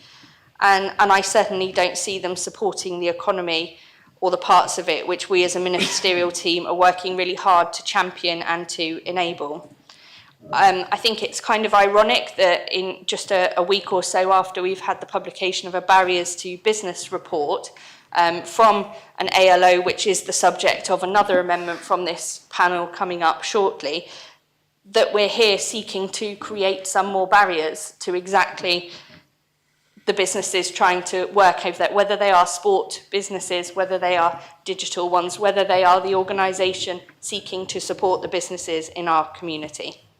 I therefore ask members to reject this amendment and enable the vital support to our sports organisations, clubs, athletes and their families to go ahead. And I also ask that the panel, whatever the decision today, really does seek to work with ministers as we go forward on this, because we do appreciate the role of scrutiny, we do value scrutiny, and we want to work together.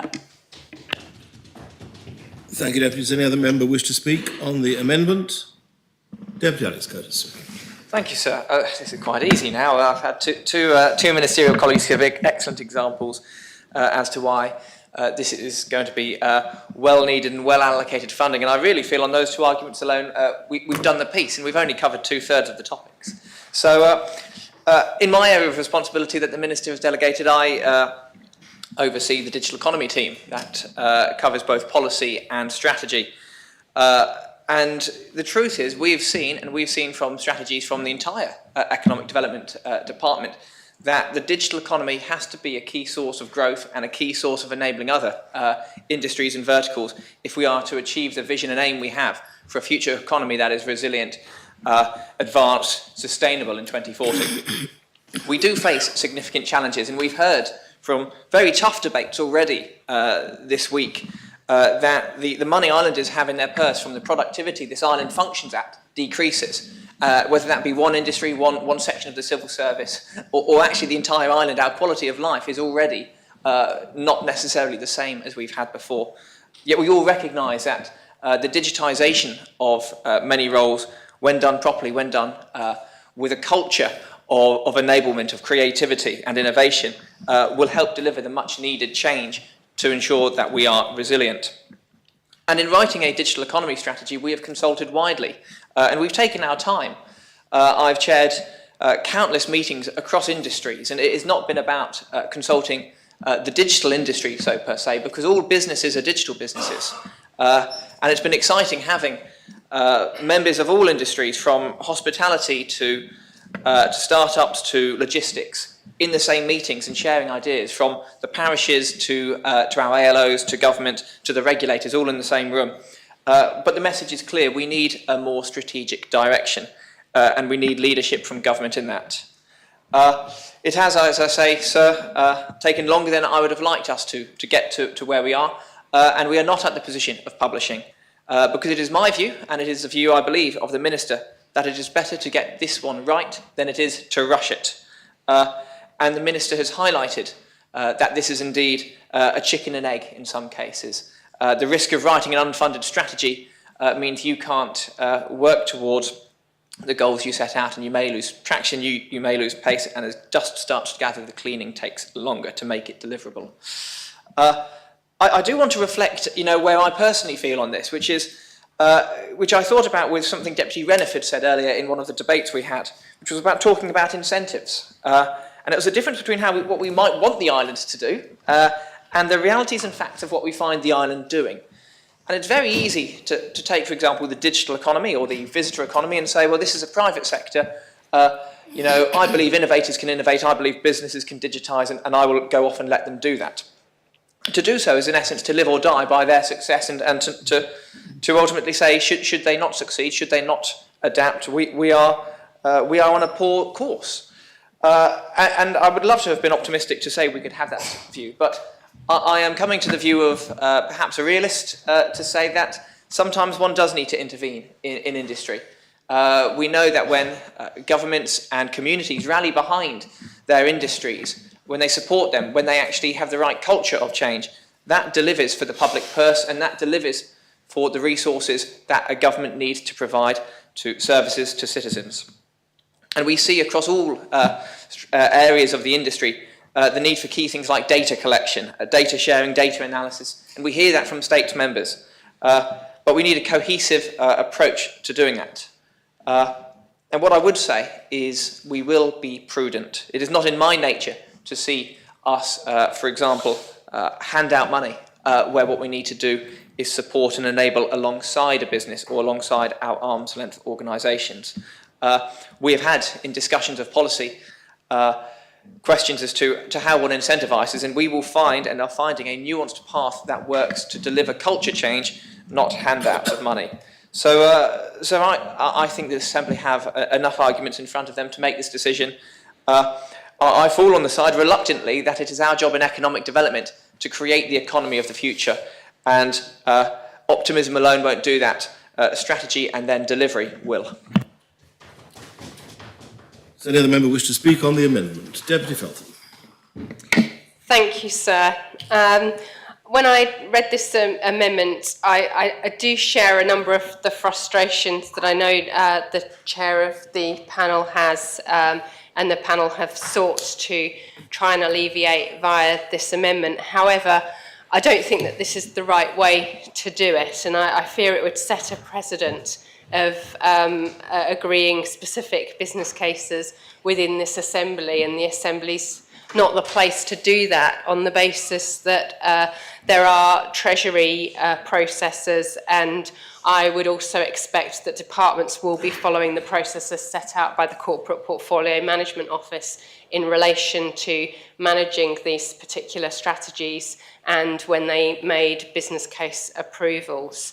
But I share the chair of the panel's frustrations that that's not always apparent, and that KPIs aren't always as we might like them to be.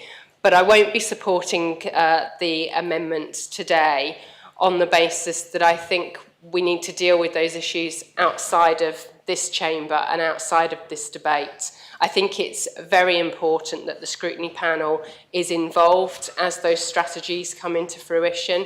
And I also think it's important that the Public Accounts Committee is also involved. And I will put the accountable officers on notice that this is the type of thing that interests me. And I will certainly be cross-checking and cross-referencing in my role as chair of PAC that the correct processes and procedures are being followed. I think if this were to be a policy debate, and it's not a policy debate, it's not even about removing money at this particular point, it's around whether or not we should approve business cases within the States Assembly, which is something, as I said, I've disagreed with. I think if it was a policy debate around the specific strategies, I think that should be a very different amendment based on policies and certainly not come via a scrutiny panel. So I don't think that the scrutiny panel has sought to be particularly political here. I think they're trying to solve a problem that potentially exists around the lack of information that is available to members during the government plan process. That again is something that I'd be keen to work with my other SLC members and the chair of this panel to try and alleviate and resolve for future years. But in this case, I don't think that this is the correct way to go about this, so I won't be supporting this particular amendment. Another member wish to speak on the amendment? No other member wishes to speak? Then I close the debate and call on Deputy Scott to respond. Thank you, sir. And I thank the Minister and the two Assistant Ministers for their contributions, as well as the Chair of the PAC. So members have heard lots of positive things about what we can expect from the visitor economy strategy and the digital economy strategy. The panel are looking forward to their publication. Basically, this is very much a timing issue. That these strategies haven't actually, they've been in the pipeline, they haven't actually arrived at a time when the panel, in time for them to be developed enough for have actual business cases that actually explained a lot, well, just enough about the costing. And it is unfortunate, I mean, this was the recommendation of the panel during the last government plan, that the business cases themselves are provided in confidence. So it's not even as if we can say to the States Assembly right now, well, look, just have a look. You're happy with them, fine. But we can't do that. They've been supplied in confidence. That's been a decision of the Minister. On the basis of saying that these contain sensitive commercial information, which again we have sought as a panel to say, well, seriously, are these numbers actually that sensitive? That there hasn't been that kind of meeting of minds there. But ultimately, Deputy Stevenson, the Assistant Minister for Sports, I apologise if she thinks that I was suggesting that she was evasive in terms of her questioning. We've just not had the opportunity to meet with her in a hearing, and she's explained that it seems to have been that when we have proposed time, she's not been available, and vice versa. Okay, it is. But at the end of the day, we did have a business plan for the Elites sports strategy with information in it, which we sought to supplement through questioning. But we also had a briefing with sports officers in terms of the sports the overall sports review as well. it's just not really clear even how this is to be delivered by what body. An officer, okay, to develop it a bit more, but that's not implementation. It has just been incredibly difficult. I'm sorry, I do not want to be in this situation. And I'm sure that the department doesn't either. But the panel has got a responsibility. We know, I mean, for example, funding to top athletes in what areas, how identified, how costed, just in order to be able to say to the States Assembly, okay, we've looked at this business case, we know that you can't see it, but we're satisfied. We just could not do that. And it wasn't through being awkward, it was basically, and as I think has been sort of presented, at least in the case of two of these out of three of these strategies, that they just haven't been published. The chair of the Public Accounts Committee, I thank her for appreciating what the panel wished to do and for actually appreciating that what we have tried to do is come up with a solution. We haven't actually said, don't have your funding. We've actually said, well, sorry, we are not in a position to approve this. We don't feel comfortable given the state of play of these things. So basically, it doesn't seem like you're ready to give us this information.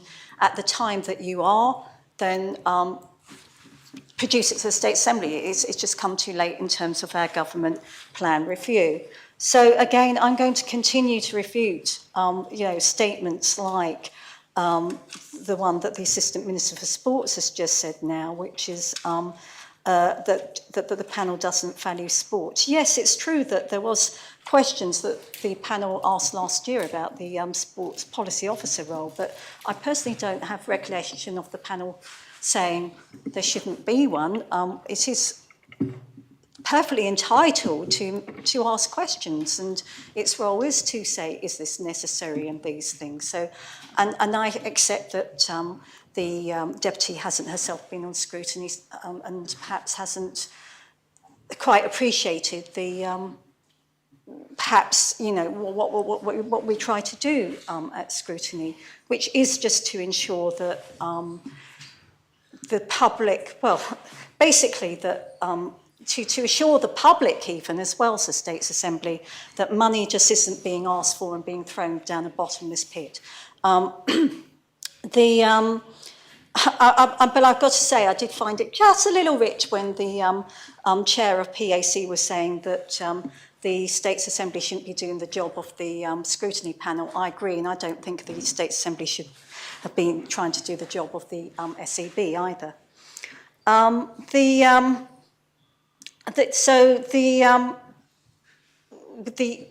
we basically have had have been rough estimates, and well, our role is to scrutinise.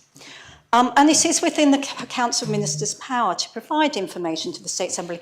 We weren't in control of the delivery plans. We didn't design them. We just respond and work with what we've got, which is produced by the Department of Economy.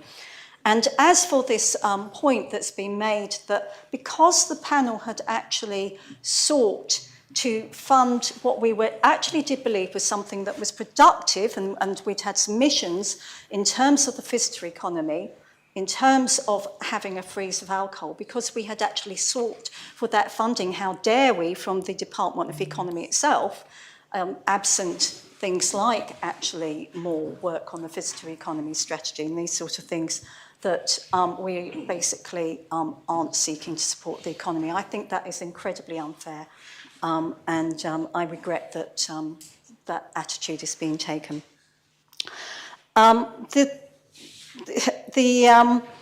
So it's within the Council of Ministers and Ministers' power to provide information to us, to the State Assembly, that can justify additional funds being sought in terms of meaningful contribution towards increasing economic productivity and value for money. And if it cannot do this, then generally the grant shouldn't be given or shouldn't be given that time. We came up with a solution, hold on to the money, then give this information. And the panel is not a political body. The States Assembly has the right to approve the funding in the absence of the evidence that has been sought by the panel regarding delivery of the common strategic policy and value for money. You've had promises, and you are entitled as a States Assembly to rely on those promises. We aren't. We're two people. I'm doing a panel. We can't do that. And the 650,000 a year, again, may seem de minimis to states members. You might actually say, well, it's only 650,000, go for it. That's fine. That's your decision. It's not the panel's decision. So we have come to the States Assembly. The ministers made a case.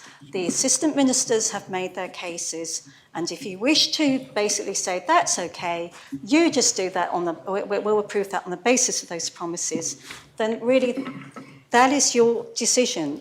We just we do a job with scrutiny, we try and do that.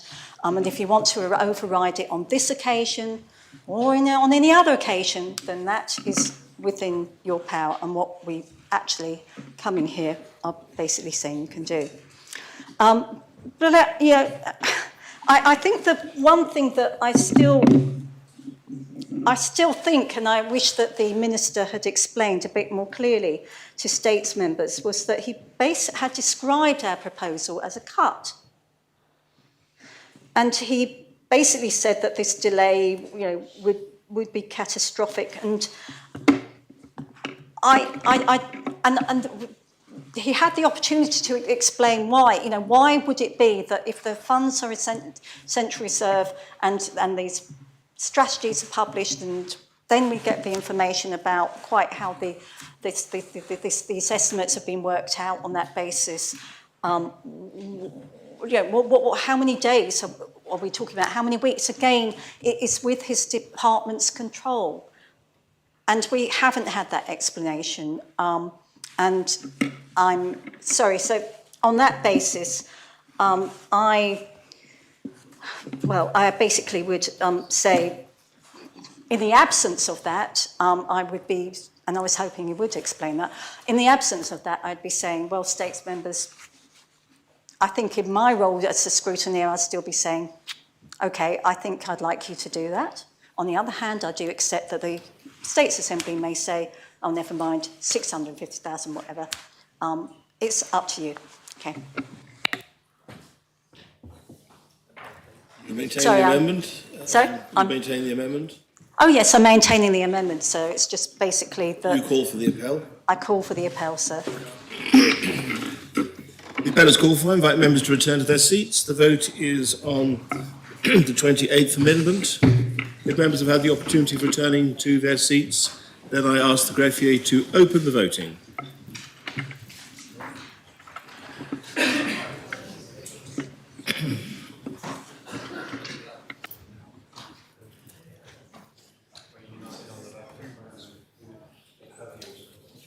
If members have had the opportunity of casting their votes, then I ask the greffier to close the voting.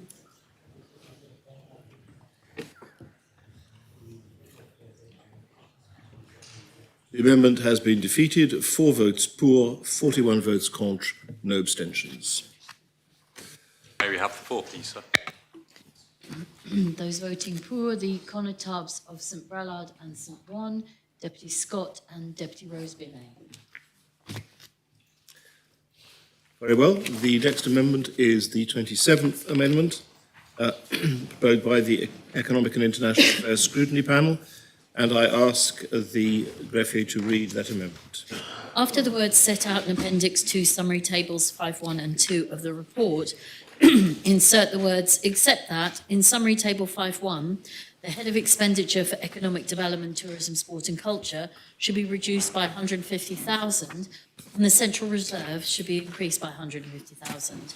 In paragraph L, after the words as set out in Appendix 3 to the report, insert the words except that the revenue expenditure growth item IDFE GP 24003, Jersey Business Core Grant Funding, identified in Appendix 3, Supplementary Financial Table, should be reduced by 150,000 for each year, with these funds being held in the Central Reserve until a business case for this growth is agreed by the States Assembly. Deputy. Thank you, sir. States members may have had a sense of déjà vu regarding the funding request for Jersey Business, and so did I as chair of the Economics and International panel. I basically, again, need to explain why the evidence was such that the panel didn't feel able to approve this funding and I'm incredibly sorry that the Minister is not in the chamber even to hear this explanation. Members will recall that I brought a proposition before the State Assembly as an independent member last year challenging an increase in annual core grant funding to Jersey Business to 1.56 million. At the time, I voiced concern regarding a poorly constructed business case within the context of the Common Strategic Policy, but the State Assembly nevertheless approved the requested increased funding. In this proposed government plan, a further 150,000 funding is being sought to further increase the core grant to Jersey Business. The panel's brought this proposition following the review of the evidence provided to support the bid for the additional funding, and the States Assembly remains entitled to approve the funding regardless of the reservations expressed in the panel's comments on the government plan and in the report accompanying this proposition. If this proposition is adopted again and the government plan is approved, the additional 150,000 will be transferred to Central Reserve to be held until a business case for the further increase of funding is agreed by the States Assembly. So basically, there are two hurdles for the increased funding to be overcome for the funds to be released from the Central Reserve, and that would be the supply of a business case to States members and the majority of States members approving the funding on the basis of it. Again, in an ideal world, States business would have access to the business case that's been provided in the confidence of the panel, and so would the public perhaps, but the Minister it's been provided in confidence. And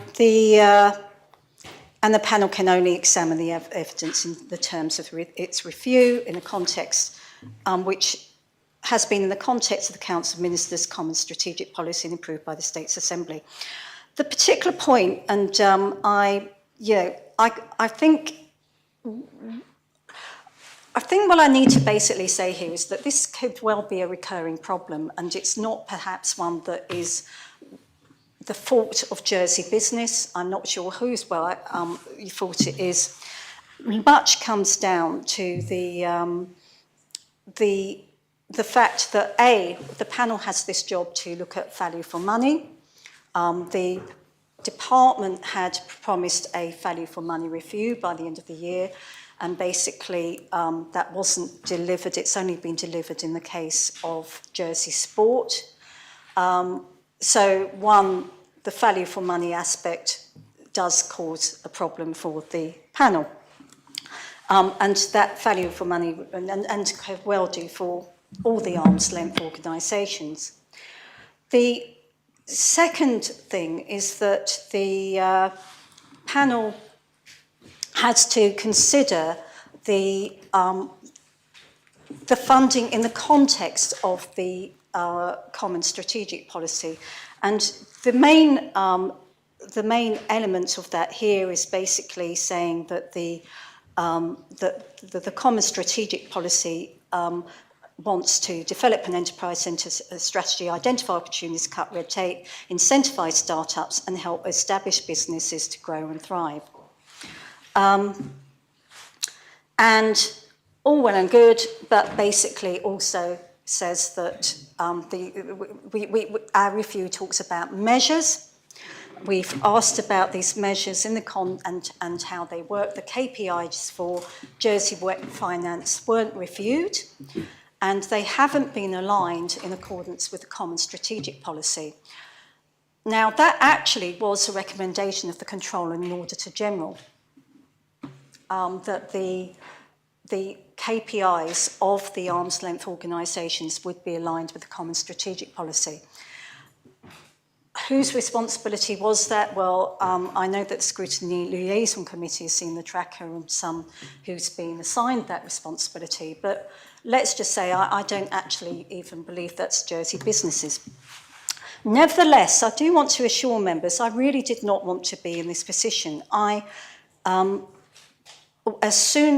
Very shortly after the current CEO of Jersey Business was appointed, I met with him and explained where I could see this difficulty in terms of the Common Strategic Policy and the KPIs of Jersey Business and the evidence that the panel received last time.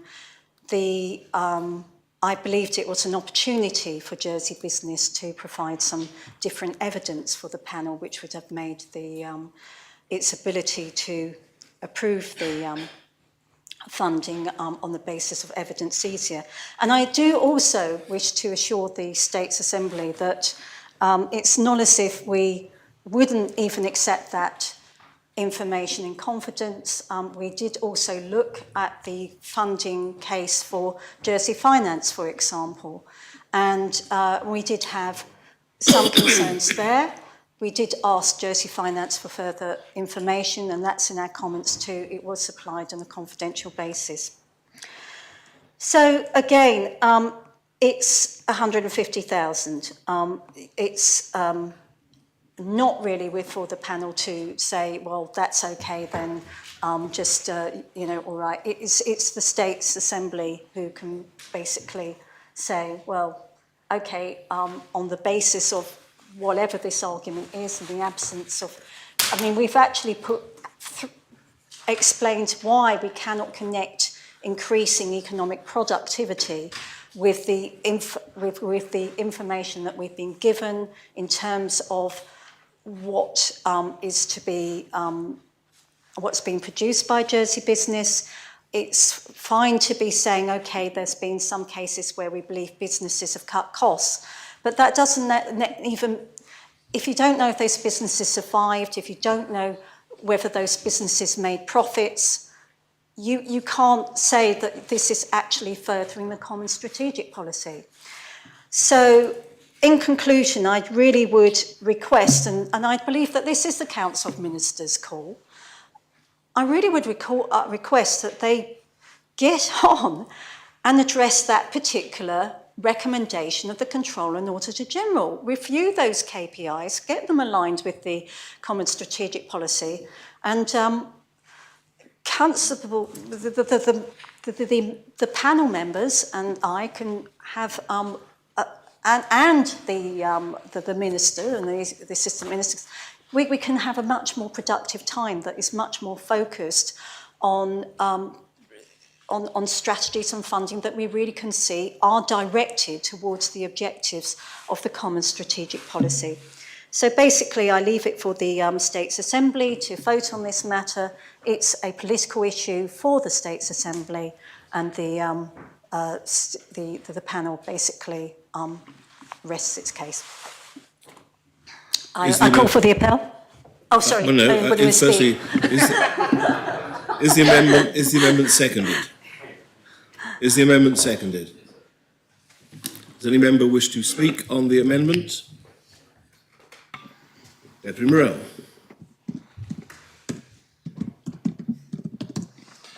Thank you, sir. Sorry for the delay. I was just having to get back into my computer. Sir, I urge members to reject this amendment, which would hold important funding issues for Jersey Business, and would ultimately necessitate redundancies or significant reduction in support for local business. This would have both an immediate impact on the organisation's provision of expert advice and support for business in 2024, as well as long-term effects on its ability to adequately resource support its services. This investment ensures that Jersey Business can continue to support the Common Strategic Policy 23 to 26 priority to develop a more sustainable, innovative, outward-facing and prosperous economy. The work that Jersey Business does is very much focused around that common strategic policy. As the arm's length organisation responsible for providing support to local companies, particularly small and medium-sized businesses, Jersey Business is playing a vital role in helping Jersey's economy to stabilise and grow. This follows the sustained economic shocks of COVID, Brexit, the Ukraine conflict, the cost of living crisis, and ongoing recruitment pressures in the island. The combination of these impacts means that to ensure businesses are future-proofed and ready to adapt to further change, able to remain competitive and embrace new ways of working, such as automation, it is essential they are supported. This will allow them to build back better, become more resilient and able to shape their business model for growth, to become more productive or to exit safely where that is the best course of action. Jersey Business's priorities in 2024 focus on people, productivity and data insights. Their work will include piloting support for startups, programs of support for financial illiteracy, customer acquisition and retention, and developing high-performing teams, as well as support for the implementation of the 4 key strategies of export, retail, and the digital and visitor economies. So there's no question in my mind that Jersey Business very much is aligned both with the common strategic policy and ministerial policies. We are an island of small businesses, and many businesses are facing long-term and complex challenges which are ultimately shaping our economic environment. I know from my own experience how difficult it is to find the time to think about how you could improve productivity or resilience of your business when you're running and working full-time in that business. It can also be hard for entrepreneurs to find the expertise to navigate the process of entering the market. I've recently had meetings with a young entrepreneur who spoke to these difficulties in helping to launch her business, and she was definitely grateful for the help that Jersey Business gave her. The business that she has created, I think, is incredibly innovative and will be very successful over the coming decade. This is why Jersey Business's work is so important and why its advice is vital in helping local companies succeed. Sir, significant additional information has been provided to the panel by both the department and Jersey Business following extensive questions, and it was disappointing to see this information largely ignored or given a negative focus. For example, as quoted in the panel's report to this amendment, since the incorporation of Jersey Business Limited, it said that there has at best been stagnation of the island's economic productivity. I would counter that statement by pointing out to members that before the formation of Jersey Business, productivity was in a significantly negative freefall. And whilst it needs to improve, it has stabilised over the period of Jersey Business's existence. And while it is a difficult task to directly connect the two, Jersey Business has not overseen a stagnation of the economy as the panel suggests. Moreover, it has played a role in supporting the island's economy to stabilise, despite the impacts of Brexit, COVID, high inflation, and so on, through their work directly with local businesses. Sir, in terms of reporting, Jersey Business uses a Net Promoter Score to measure how well it is doing. It speaks to how many businesses would recommend Jersey Business to their peers. The Net Promoter Score remains graded as excellent for 2022. So that's the customers of Jersey Business grading Jersey Business support as excellent. And it should be recognised that there was a clear difference in the type of support being provided over the last 2 years, with 2021 support schemes and crisis support featuring heavily, whilst 2022 support moved back to business as usual, and the more challenging areas that businesses must address, such as productivity, business improvement, and leadership. Importantly, Jersey Business carries out the NPS work on all programmes it rolls out, and uses this alongside customer satisfaction scores. Consistently, the Jersey Business programme scored a Net Promoter Score of over 70, and a customer satisfaction rating of 8.3 out of 10 in 2022. Let's take a bit of water, sir.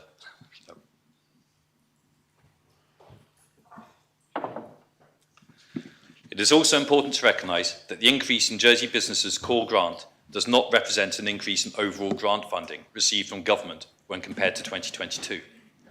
The total grant in 24, including the additional 150,000, is 10% less than the total funding received in 22 and 12.5% less than the total funding received in 21. Jersey Business has undertaken an organisational redesign and prioritisation of services in 23 to ensure best value for money, continued alignment with the Common Strategic Policy and the Strategy for Sustainable Economic Development. And its forecast expenditure for 2024 has already been reduced by just over 5% from expenditure in 2023. If this amendment was accepted, it would seriously threaten Jersey Business's ability to maintain its current staff and undermine its ability to support local businesses and future businesses. Potentially a reduction in the provision of both productivity and leadership support to businesses by 50%, or the equivalent of 5,742 hours of support for the 2,500 businesses that Jersey Business works with, or influences. Let me elucidate my argument with some facts about Jersey Business. The average saving per business that Jersey Business works with is between £25,000 and £50,000. Jersey Business wants to target 1,000 businesses in all. If they succeed in this, it would have an impact of £25 to £50 million. The business improvement programme that Jersey Business runs has so far seen 170 participants from 62 businesses take part and £400,000 saved. There have been 40 Lean Six Sigma accreditations as a result of that, and the customer satisfaction score of the business improvement programme has been 4.45 out of 5, which is excellent. In case there are members who question the effectiveness of the work that Jersey Business does, I have attended their productivity circle events and have not only seen the benefits these bring to small businesses, but have spoken to business owners about the positive impact the workshops have had on their own business processes and productivity. Even if funding was eventually found or approved, a loss of staff due to funding not being available on January the 1st would present serious damage to the organisation, as recruiting back to these roles will require time, resources, and a loss of institutional memory and relationships with businesses. This amendment, in my view, sir, goes against all efforts to increase the island's productivity by impacting the very areas of support designed to improve it, and resulting in a potential loss of over £500,000 in savings made through business improvement processes. Sir, I fear the amendment has not taken into consideration the wider implications that it could have on our economy. The organisation has seen a 10% increase in general business inquiries compared to last year. I urge, therefore, the Assembly to consider the hundreds of islanders who rely on Jersey Business and what economic impact a reduction in Jersey Business support would have for the sake of the £150,000, sir. Thank you, sir. Any other member wish to speak on the amendment? I beg your pardon. Constable St Helier. Thank you, sir. I think the Minister has said almost all that needs to be said before we move to a vote on this, but I didn't want the debate to go by without my adding my support for the work that Jersey Business does, particularly in respect of St Helier. The island's capital has withstood some severe storms in terms of its profitability and its vibrancy, and in spite of those Jeremiahs who complain sometimes that it's a ghost town and say they never go to St Helier, which is perhaps a clue to their views, it is doing incredibly well, and there can't be many other towns in Europe in the current economic situation that can boast of bidding wars for commercial premises that become empty because UK chains have collapsed. There's an incredible spirit of optimism and entrepreneurism in our island, and particularly in our capital. And I know that Jersey Business has a lot to do with fostering that, because I have been introduced to people who want to start up a business in St Helier by Jersey Business, who've asked me to talk to them about the kind of opportunities that I see for their business, whether it's retail or hospitality, in St Helier. So as far as St Helier goes, I think it would be a disaster if we sent the message out this evening that we don't value what Jersey Business does and that we want to see a cut in their operation. Now is the time when we should be really encouraging them to grow our economy and to continue to provide the kind of advice they provide to entrepreneurs who wish to start up a business in our island. Thank you, sir.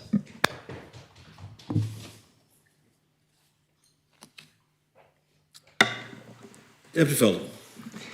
Thank you, sir. I will keep this short because my comments are fairly similar to my comments on the previous amendment. which is that whilst I have a lot of sympathy for where the panel is coming in respect to the management of grants funding and needing to ensure that grants are managed appropriately, I do not believe that it is the role of the Assembly to be approving specific business cases for specific grants. That said, I do think that there are improvements that should be being made to our grants management processes, and I think that that would give the Assembly some comfort, and it's certainly something that I do intend to be following up as Chair of the Public Accounts Committee. And also, I would like to put on record a request to ministers to ensure that, in accordance with the Public Finances Manual, any organisation that receives more than £75,000 of public funding, their accounts should be published as a report to this Assembly. And I don't believe that that is happening in all instances, and it should be. I think if that was happening, then this Assembly would have far more comfort as to where the public funding is going when it is being handled by third parties. So I won't be supporting this amendment, although I do agree with the panel that there is certainly some work to be done in this respect. Does any other member wish to speak on the amendment? No other member wishes to speak? Can I close the debate and call upon Deputy Scott to respond? Thank you, sir. And despite what people might suggest, I actually do acknowledge that there has been good work done by business, Jersey Business, and I've had positive feedback in certain areas as well. This isn't about personally attacking anybody in Jersey Business. This is about actually doing the work of scrutiny. And I totally agree with the chair of the Public Accounts Committee that in an ideal world, this would not be coming to the States Assembly. I am somewhat sorry again that yet again the Minister hasn't addressed the particular problems that the panel has identified, because it really would be nice to have some assurance that they could be addressed so we won't be here the next year. And basically, you know, we've actually do need to have a clear alignment in terms of the KPIs and the common strategic policy. Quite, you know, we just need that work. But it's also, but there's another thing that also has concerned me, because yet again, the panel has not proposed that the funding be cut. It's actually proposed that the funding is held in reserve until, you know, more information, better information in terms of business case was given, or that the States Assembly satisfy itself, even with the business case that we've had. But there is some troubling content. When you get the Council of Ministers, when you get the ministers saying, if we don't have this money now, this is going to be a problem, I think I need to just point out a couple of things. In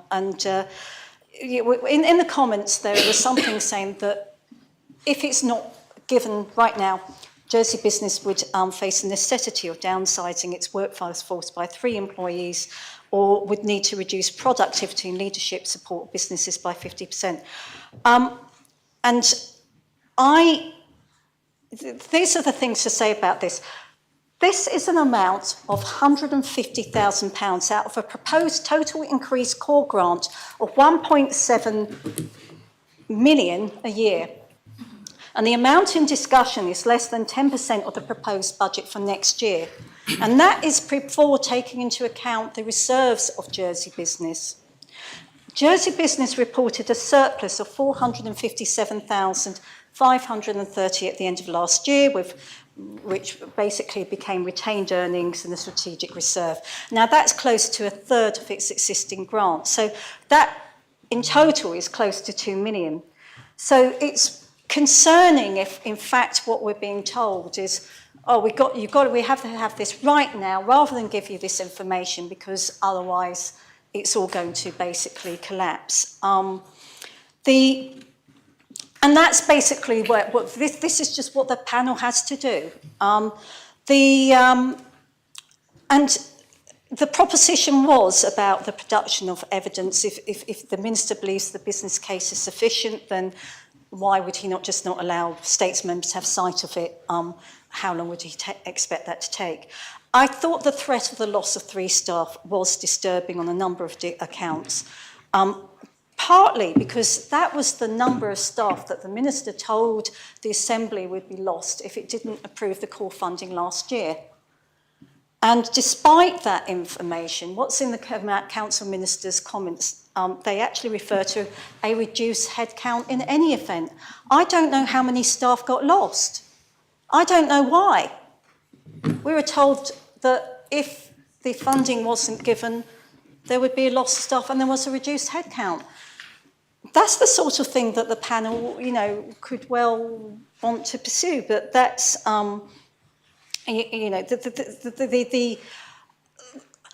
that's why we don't basically just accept statements face value. We tend to look a bit more into quite what's going on.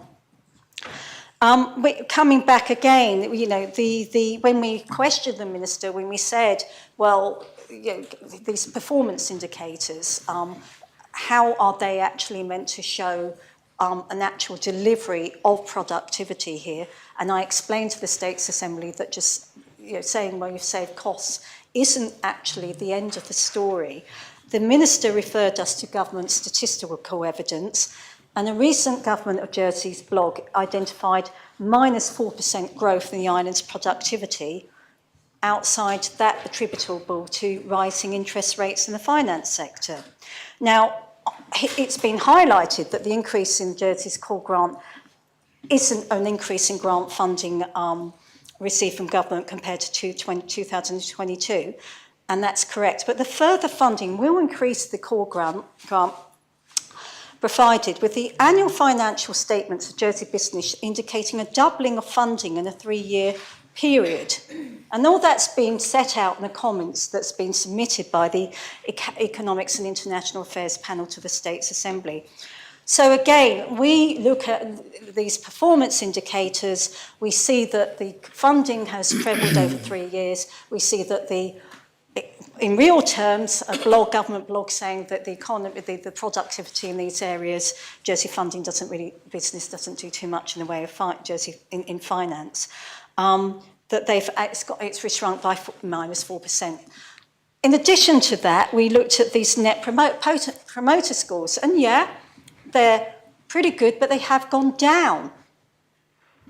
And I don't know why that is. It could be related to some of the concerns that people are aware of about the COVID payroll scheme and some advice given there, but they did go down. So again, the panel has to say, well, are you sure that this is, the best way to go about things? Because on the basis of just this information alone, we need to question this use of public money.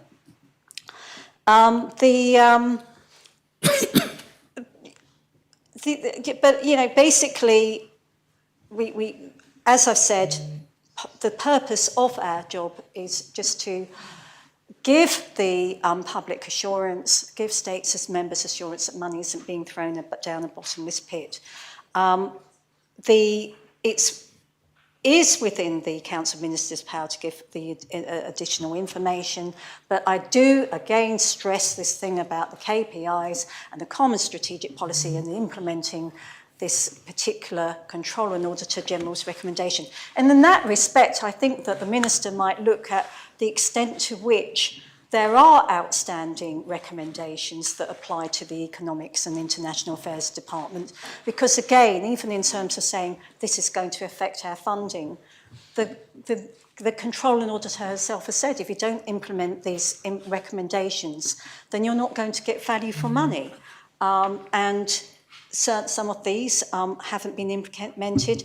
It's been surprising that when it comes to looking at the KPIs of arm's length organisations, there's even been a suggestion that might not even be in the area of the Department of Economy, in which case that really does pose a problem in terms of the Department of Economy giving directions to bodies such as Jersey Business and others, Jersey's also been mentioned, in terms of delivering policy and what it's actually asking to get in return on behalf of the public and how that informs or aligns with the common strategic strategy. So the panel's not a political body and the States Assembly has the right to approve the funding in the absence of the evidence sought regarding delivery of the common strategic policy and value for money. Again, I have mentioned that part of the Minister's delivery plan was a value of money review of arm's length organisations, which didn't take place this year. It's just been confined to a deep dive review of Jersey sport. The panel would basically be suggesting that what we would have is a business case with full costing, anticipated economic reserve. But in the meantime, the real prioritisation of Jersey's business's existing budget might not be used to actually meet the aims that you could actually demonstrate most beneficial to the economy, with the organisation exploring additional avenues for supplemental funding outside its government grant. Again, this was an area of questioning. And in this respect, the Minister might look to the Barriers of Business report that was recently published by Jersey Business, with its message that a key barrier to business and economic productivity may be government's own processes. So, don't mean to... Okay, so anyway, I basically leave it to the States Assembly to decide whether enough of a case has been made by the Minister or not to approve this funding. I'm sorry, and I have explained why the panel hasn't felt it can be in that position and has had to bring this matter to the States Assembly. I still would say based on the responses that we've had, that if the States Assembly wishes for this common strategic policy, along with scrutiny itself, to be meaningful, if it wishes for the Council of Ministers to start getting serious about delivering value for money and not just keep kicking that down the road, and the common strategic policy approved by the States Assembly, and about setting meaningful KPIs for its delivery arms in the context of that common strategic policy and aligned with it, I would urge States members to support the amendment so that maybe government would just get on with it. But I leave it to the States Assembly to make that decision, sir, and I call for the appel. Well, the appel is called for. I invite members to return to their seats. The vote is on the 27th Amendment.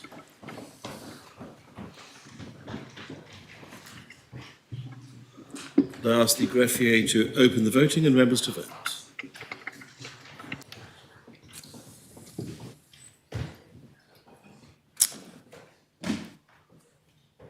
If members have had the opportunity of casting their vote, then I ask the greffier to close the voting.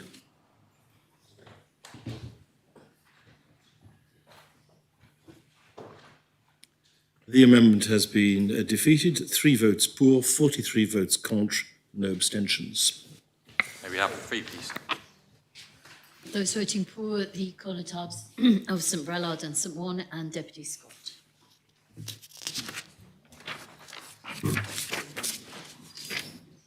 The following amendment to be debated is the 7th, lodged by Deputy Mezek, and I ask the greffier to read the read the amendment. Paragraph L. After paragraph K, insert the following new paragraph L. To agree in principle that from the year of assessment 2025, the 20% personal income tax rate should no longer be available except for high-value residents for whom no change is proposed, and personal income tax should instead be charged at a rate of 25%, with all personal income taxpayers being entitled to the allowances and reliefs which are available to marginal rate taxpayers when calculating the amount of income taxable at the rate of 25%. And to direct the Minister for Treasury and Resources to bring forward the necessary legislative changes for debate by the Assembly during 2024 and redesignate the existing paragraph L as paragraph M. Deputy. Thank you, sir. At this hour, it's extremely tempting to simply say to members, I referred them to my previous speeches on the matter and then sit down. But I'm sure we can still squeeze some fun out of it, sir. If the government wants to just accept it, then of course I would do that. But I see that as unlikely. So, ultimately, I make no apologies for bringing this amendment because it is very clearly in line with the clear manifesto commitment that I and my colleagues stood on to see an income tax system which is fairer and simpler and which raises revenue which we can use to fund our public services. Putting it as simply as I possibly can for what this change will do, this change would abolish the 20 means 20 income tax calculation system and instead put every islander, except high value residents, on the marginal relief system, and then we'd reduce the marginal rate from 26% to 25%. This would mean drastically simplifying our income tax system, and by putting so many taxpayers on the same rules, we'll be able to reduce income tax for a substantial majority of the tax-paying population of the island, whilst asking those with the highest incomes to pay a small amount more. So, in the comments to this amendment that have been lodged by the government, there's a very revealing line. It's at the top of the final page of it, where it says, nobody in Jersey pays more than 20% income tax on their total income in any year. But then there's a little reference that you've got to follow to the bottom. And when you read that, it says, ITIF's effective rates may exceed 20%, for example, because a person has tax arrears or because LTC is collected through the income tax system. Or to put it another way, the headline rate of tax in Jersey is not 20%, and it doesn't matter how much members of government try to say it is, it simply isn't. Because to fund some of our vital public services, they have had to introduce extra taxes and extra charges on top of that, and have done so in such a way so that it doesn't affect what they can advertise as our headline rate of 20% income tax. But the reality is that we do not have a 20% income tax rate anymore to all intents and purposes. So the government also speaks in comments to my next amendment, which of course we'll come on to, about the work that they're doing to look at other revenue-raising measures, such as the waste charge, which we recently debated, and the potential mechanism for funding healthcare, which is surely an acknowledgement that the revenue-raising measures that we have right now are inadequate. Because if they were adequate, those conversations would not need to take place. We wouldn't need to have a conversation about how we raise extra revenue for waste disposal. We wouldn't need to have extra conversations about how we raise revenue for healthcare, because the taxes we already have would be doing the job. But so they're not. And that is a simple fact that nobody can deny. So the question then becomes, since we're not raising the revenue we need for our vital public services, what can we do to try to get that revenue, and to do so in as progressive and fair a way as possible without hurting islanders who we would not want to ask to shoulder the burden any further from that. And that's where this amendment comes from. So by putting all taxpayers on the same system, that's the same system, so it's not a discriminatory system, it's about treating islanders as equals, we can raise enough revenue from the top earners in Jersey, those whose economic conditions have not been the same as the rest of islanders for the last decade in terms of suffering from real-term wage cuts or real-term wage freezers. That section of our society in the last 10 years has done better and better, whilst the rest of us have either been doing worse off or staying the same. To ask them to contribute just a little bit more.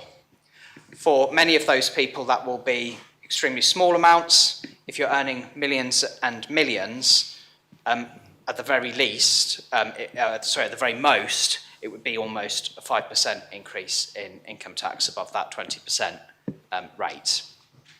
And if we do that, sir, we can afford to reduce the marginal rate for the vast majority of taxpayers, and we would still raise £11.5 million to fund our public services.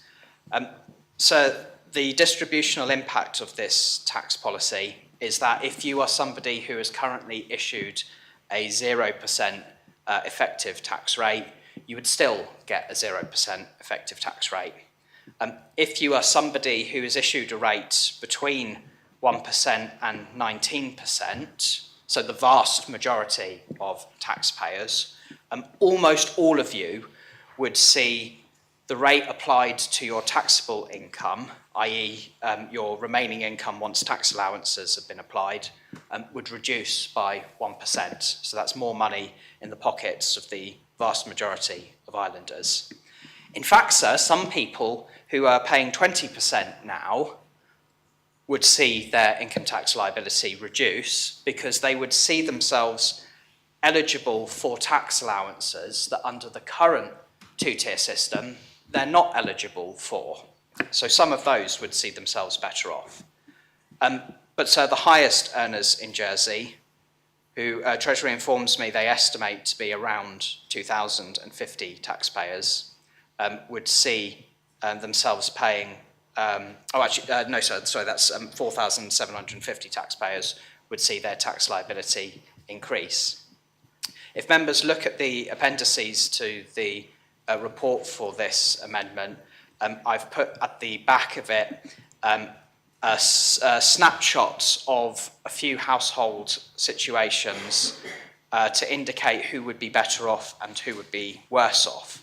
So if you're looking at, for example, a married pensioner couple, they would be no worse off under this policy until they were earning around about £200,000. So it's a pretty generous system and certainly would not be asking those who are struggling to pay more.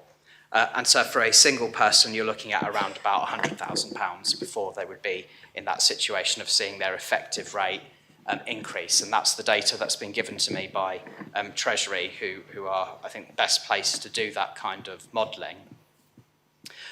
So that this policy in making our system a single-tier income tax system, in my view, meets all of the tax principles that the government allegedly signs up to, and those are the principles of low, broad, simple and fair. So a 25% income tax rate on taxable income is still a low tax rate, certainly when compared to many nearby jurisdictions. It's broad because it applies across the board to everyone except high-value residents. And just for the record, the only reason that they're excluded is because they come under another law, and I think that ought to be dealt with on another day. It's simple, and that's obvious because one system is clearly more simple than two systems, and it's fair because it applies to everyone under the same rules, irrespective of what level their income is, and allows everybody to claim tax allowances rather than just a portion of the population. So, sir, I stand by this policy as a transparent policy about what we want to do with tax, unlike the policies of the government, where the Chief Minister, I remind you all, said in her opening speech that they don't want to raise tax, but when you look at the fine print, that is exactly what they're planning to do in the shape of some form of waste disposal tax and, I presume, a health tax, concepts on which they can give us no detail whatsoever and will not give us any guarantees that they won't implement those in a regressive way, hurting the lower income islanders proportionately more. But with this policy, we can tell you exactly who's affected by it, to what degree they're affected by it, and we can tell you that it leads to most islanders being better off overall, with the highest earners, the ones who would be focused on contributing more. But by contributing more as a they would be contributing under the same rules and the same system, not excluded from that and given their own tax system for that. And so, as I said, if implemented for not for next year but the year after, it's estimated that that could start raising £11.5 million and hopefully mitigate the need to start discussing other kinds of taxes like waste taxes or health taxes to fund the stuff that we're meant to be funding from income tax anyway, as we have done for as long as anybody can remember. And so, sir, I make the amendment. Is the amendment seconded? Does any member wish to speak on the amendment? Deputy Balash.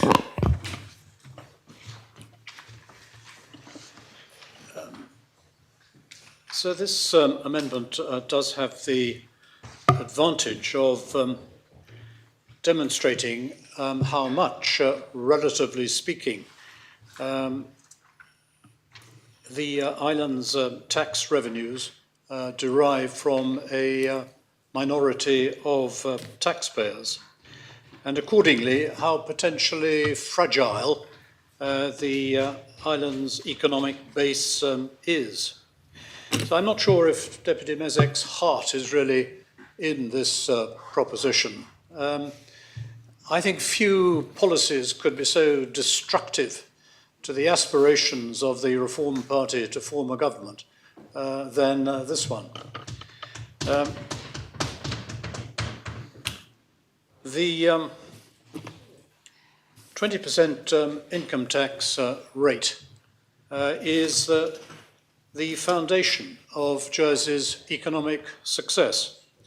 It connotes stability, and it's been in place for decades, going back to, I think, the 1920s. Around the world, people know that in Jersey, the tax rate, the income tax rate, Deputy Mezek's quite right that LTC puts it a bit above that. The income tax rate is 20%.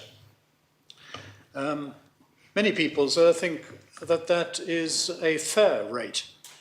And because it's a fair rate, they're prepared to pay it.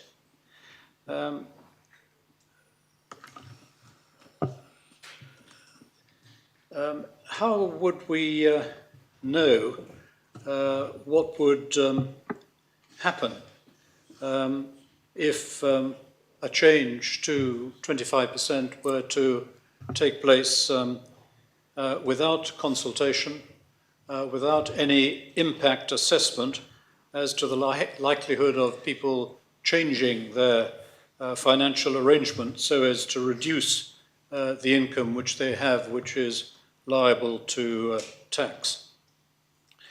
The purpose of a tax system is to raise revenue.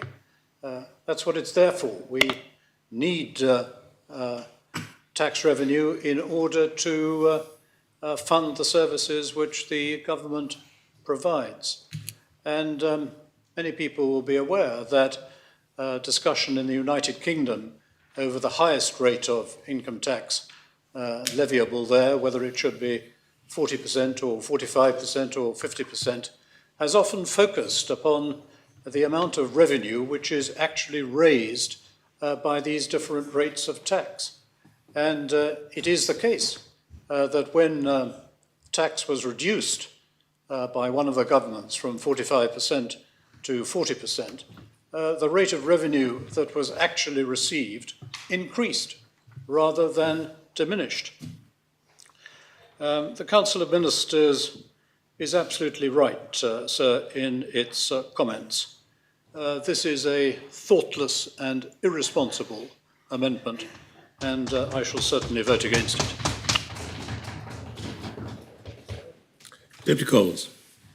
Thank you, sir. And I rise early in this debate because this is only my second time of hearing this debate, and I'm already starting to hear the same arguments which make no sense to me already start. In response to Deputy Balash, I mean, I was under the impression that it was our 0-10 corporate tax regime which kept our economy afloat. complying with OECD and helping being as transparent and heavily regulated finance industry, rather than the personal income tax rate that people pay. And I'm going to put out a request to all members who are going to speak against this and are going to make the assertion that if we increase the tax on the wealthiest earners in our island, that they will leave. And my request is, if you're going to say they're going to leave, please can you tell me where they're going to go? Because if we talk that the people might move to another finance centre, finance industry place where they can ply their trade, saying that they might want to go to the streets of London. Well, London has an upper rate of tax, which has been frozen at the level that it is for so long that teachers are now paying the upper rate of tax. That means that they pay the base rate to a certain level. Then when they reach that level, they pay more of a percentage of earnings above that, and so on and so forth. We're not proposing reform, and Deputy Mezek is not proposing this. We're proposing just to level the playing field so we're all paying the same. I think that's quite fair, it's quite simple. And I'm looking at the charts in his appendices that he supplied, and with independent taxation on the way and single people with no longer having the right to claim mortgage relief, you're looking at the first table more of how this the tax claim is going to be. And so you're looking at an individual who's going to earn more than £100,000 a year before they will be paying more tax. And, sorry, if you're a single person over here earning £100,000 a year, you're probably not going to notice the really small amount that it actually increases by. So when I go again about where are people going to go, I mean, I sit in Jersey and I think we're really lucky where we live. We are no more than 5-10 minutes from home, unless you get stuck in traffic, which you might be pushed to half an hour. You're about an hour away from London by plane. Good connections to Switzerland as well. Good connections to Europe. Where are you going to go that you can have all of this, live in a beautiful place, a safe place, as well as still having a tax regime that only charges you 25%? So please, ladies and gentlemen, if you can tell me where this golden place is, please let me know. Thank you. Does any other member wish to speak on this amendment? Propose the adjournment, sir. No, we're sitting till 6 today. I think there's a reasonable chance you might be defeated if you propose it at this point. Yes. Chief Minister. Thank you, sir. Just recently, a book written by Colin Powell, the late Colin Powell, was published. I'm particularly grateful to Dr. John Kelleher, advocate, who edited and brought Colin's words back to life. It looks back at our success over the last 60 years, how we got to where we are today, and how our economy progressed from one that was based upon agriculture and tourism, and of course a successful one it was, but how it developed and a new economy flourished. Sir Colin, of course, helped to steer governments through that time, through his excellent, incisive and intelligent advice to many politicians who sat around Policy and Resources or Council of Ministers tables. And we all owe him a debt of gratitude. But Sir, one of the words he would have used in a situation like this would have been the simple word stability, sir. Stability is key to our success, and stability is something that I'm sure this Assembly understands remains an important part of our ongoing success and prosperity. Sometimes, of course, it is difficult to live within our means, and it is very tempting to look to other ways of paying for even more stuff. But, sir, that is not the Jersey way. We are a resourceful island. We are an island that can embrace productivity, finding new ways of doing things and looking to the future whilst remaining a stable jurisdiction and one that would not take a step like this without some considerable consultation with the public, with the business world, and some very careful thought indeed. Of course, so-called simple changes often come with unintended consequences. And whilst I hear the arguments of the Deputy, I think it's also important to remind members that this change, if it was implemented, and I'm sure that the Assembly will assist me and the Council of Ministers in maintaining our reputation for being a strong and stable jurisdiction by voting against this amendment. But it is, of course, important to state for the record that standard rate taxpayers, who are the top 10% of earners, would, of course, under this amendment, if it were to pass, face a 5% increase in their taxation. Those top 10% of earners contribute 45% of our income tax revenue, and many of them are internationally mobile. The amendment, therefore, would ask them to pay an additional £23.5 million. We have talked earlier today about the importance of tackling inflation, the importance of finding a way through these difficult economic times, sir, and taking money out of the pockets of people who are investing and spending in our local economy is not the right time to be doing that, sir. I would ask members to remember the important word of stability, stick to our values, long-held values as an island, and reject this amendment. Does any other member wish to speak on the amendment? If no other member wishes to speak, Deputy Sutton. Yes, sir. Thank you. It seems we're playing games at the end of the evening as to who can get the last word in before we take a break. But nonetheless, I'm in the ring. So, and what I'd like to do first of all is just concentrate on two statements in the comments paper submitted by the ministers. And the first comes on page 1, convenient. This proposal is part of the Reform Jersey Manifesto. And it is similar to amendments that have been unsuccessful in recent years. So for a number of years, I think this is the third time we've brought something like this, our tax policy, to this body.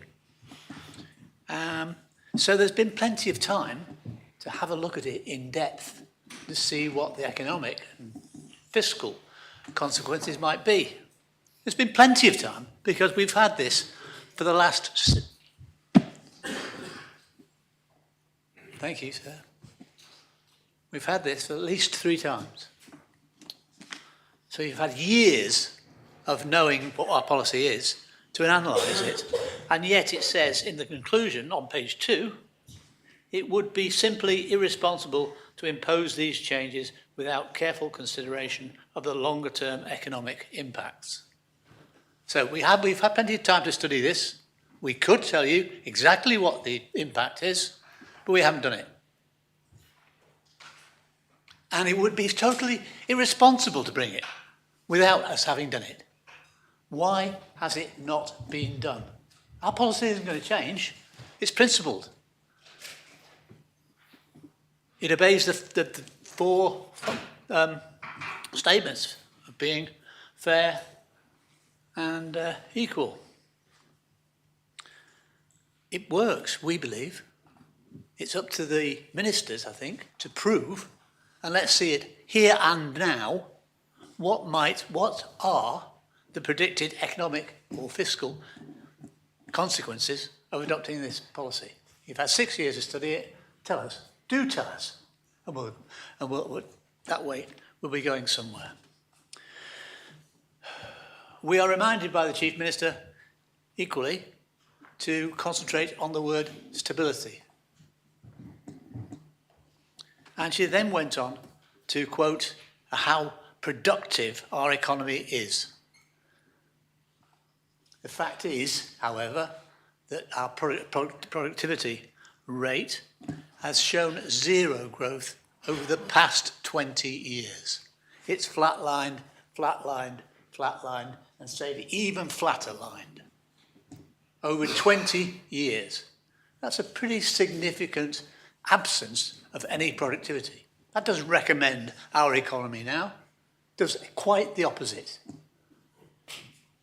Because whatever we're doing, it's not working properly.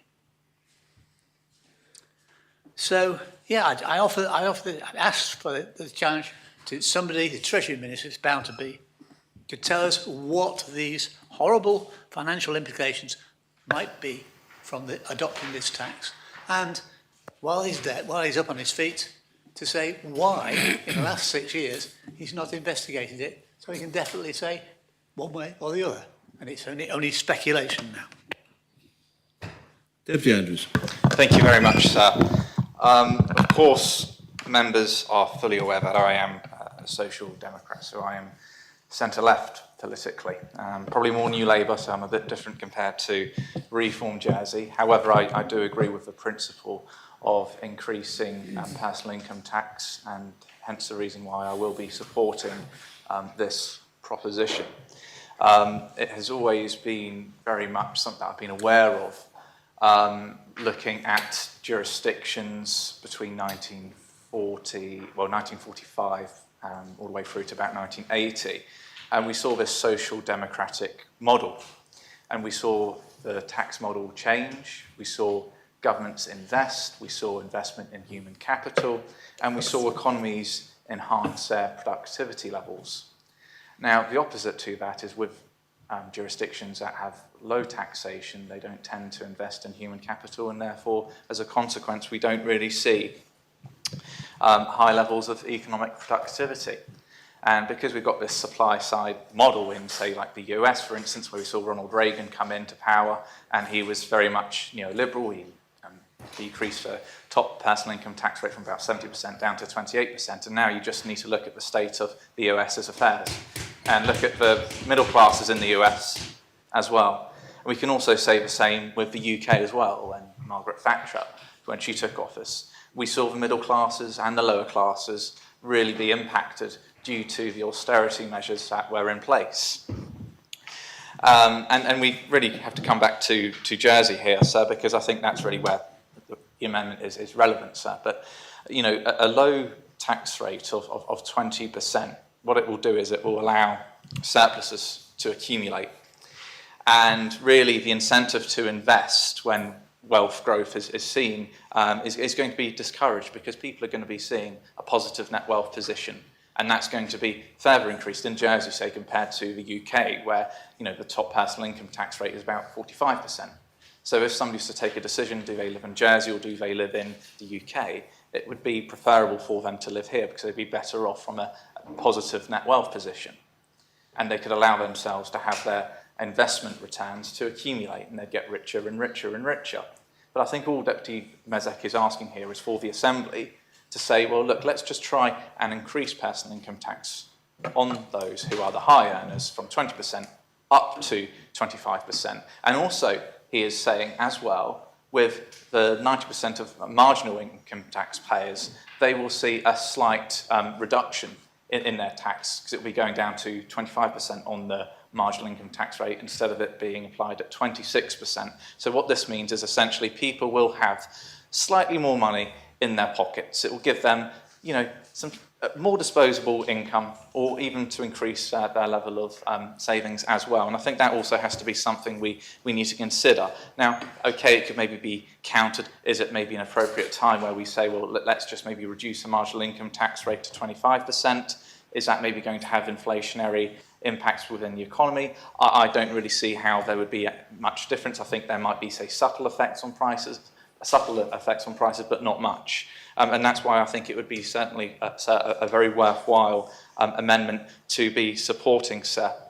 Now, I would just like to turn members' attention to a quote that featured in the Skills Development Fund proposition that is very much relative to this debate, because it goes on about wealthy individuals and the desire to invest in economies. So, sir, the quote goes, "If in a potentially wealth community, the inducement to invest is weak, then in spite of its potential wealth, the working of the principle of effective demand will compel it to reduce its actual output until, in spite of its personal wealth, it has become so poor that its surplus over its consumption is sufficiently diminished to correspond to the weakness of the inducement to invest. But worst still, not only is the marginal propensity to consume weaker in a wealthy community, but owing to its accumulation of capital being already larger, the opportunities for further investment are less attractive unless the rate of interest falls at a sufficiently rapid rate." Now, I think that is a very pertinent point, because I think what's being made here is there will be low levels of investment in economies where there is a low level of taxation. But where you see, say, there's a balance between higher tax rates being applied, and also the government will be in a position where they're most likely to be spending more on the economy, they're more likely to be spending on people as well. So what that will then induce is more demand overall in the economy, and that would also benefit in terms of the island's economic productivity levels. But I think what we are seeing here is the same argument about it's all about Jersey's financial stability. Well, yes, okay, fine, we are a stable jurisdiction, but we just need to look at the state of our economy, and look, low taxation has been applied here for decades. And look, are we in a good position? Perhaps, yes, our reserves are, but the economy is not performing that well at all. And I think we have to be very honest about that. And the reason partly is due to the government not investing in people. And in order to invest in people, you need to be generating as much revenue as you can. And unfortunately, I think the government has missed out on several opportunities where they could have been applying taxes on those who've got broader shoulders in our community. And unfortunately, that's not happened. And as a consequence, I think we have been one of the standout jurisdictions that comes to mind in, when it comes down to, say, political scientists who look at Jersey, and I think they can say, well, the economy might have strong reserves, but in terms of its economic performance, it's not performing as well as it could. And it's been, demonstrated when you look at the Scandinavian countries, they've got higher taxes, but the government's investing in the economy. And you just need to look at the performance of their economy. And I think there is definitely a relationship between low taxation and low levels of economic productivity. So I think I've made my point pertinent enough, and I hope members will support this amendment. Does any other member wish to speak on the amendment? Deputy Scott. Thank you, sir. I was just looking at some of the figures in this proposition, and one of the things it says is only 4,750 taxpayers would see their tax liability increase. And how many taxpayers are there in Jersey? I was doing some work with the income tax department not so long ago, and that's 14,100. So if you've actually put that as a percentage of population of 110,000, basically 12.7% of the population pay tax. Or you could put it another way. I'm just using the figures that have been given. 87.3% of the population don't pay tax. I mean, an awful lot of people are carrying other people who are not paying tax. I mean, just think about those figures, because I think it really is good to look at these figures.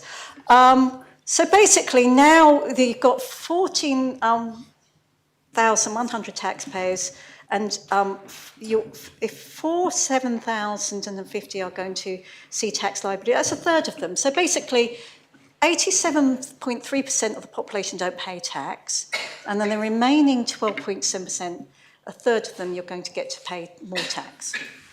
And then we've had some sort of discussion about economies and things, and you sort of think, well, who are the people really kind of like perhaps trying to produce money here? I suspect it could well be that, you know, amongst that remaining percentage. So I can't, I mean, I'm actually all in favour of pushing up tax allowances to some extent to cover things like rent, actually.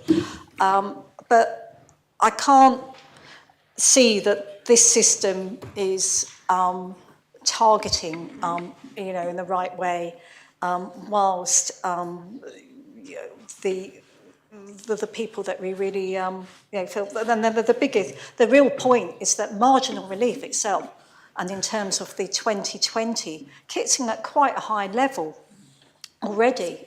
It's a really enormous amount of people who actually don't pay the 20%. So, yeah, at the end of the day, well, I don't know.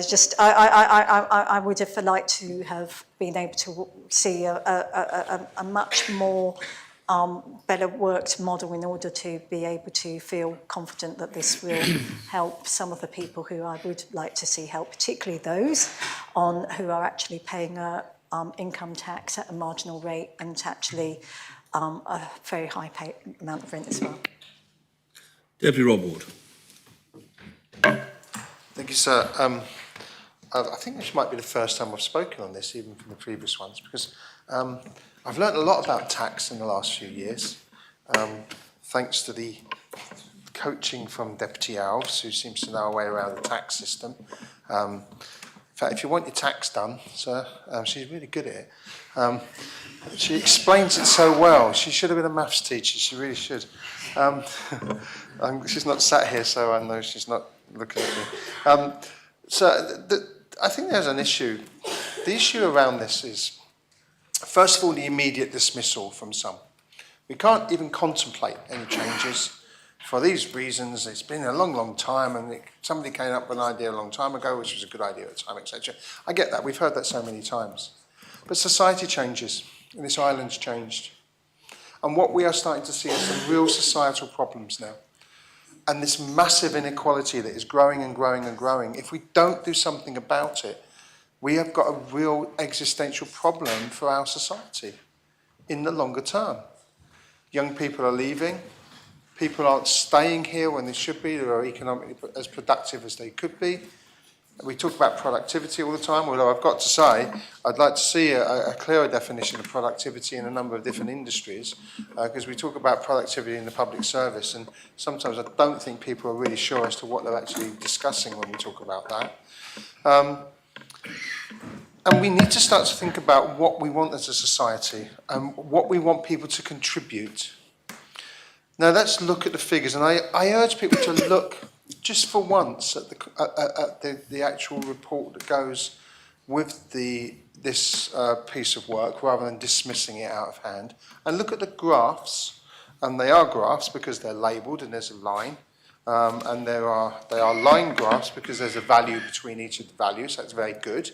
Well done, Deputy Mezek. Marvellous graph. Do like a graph.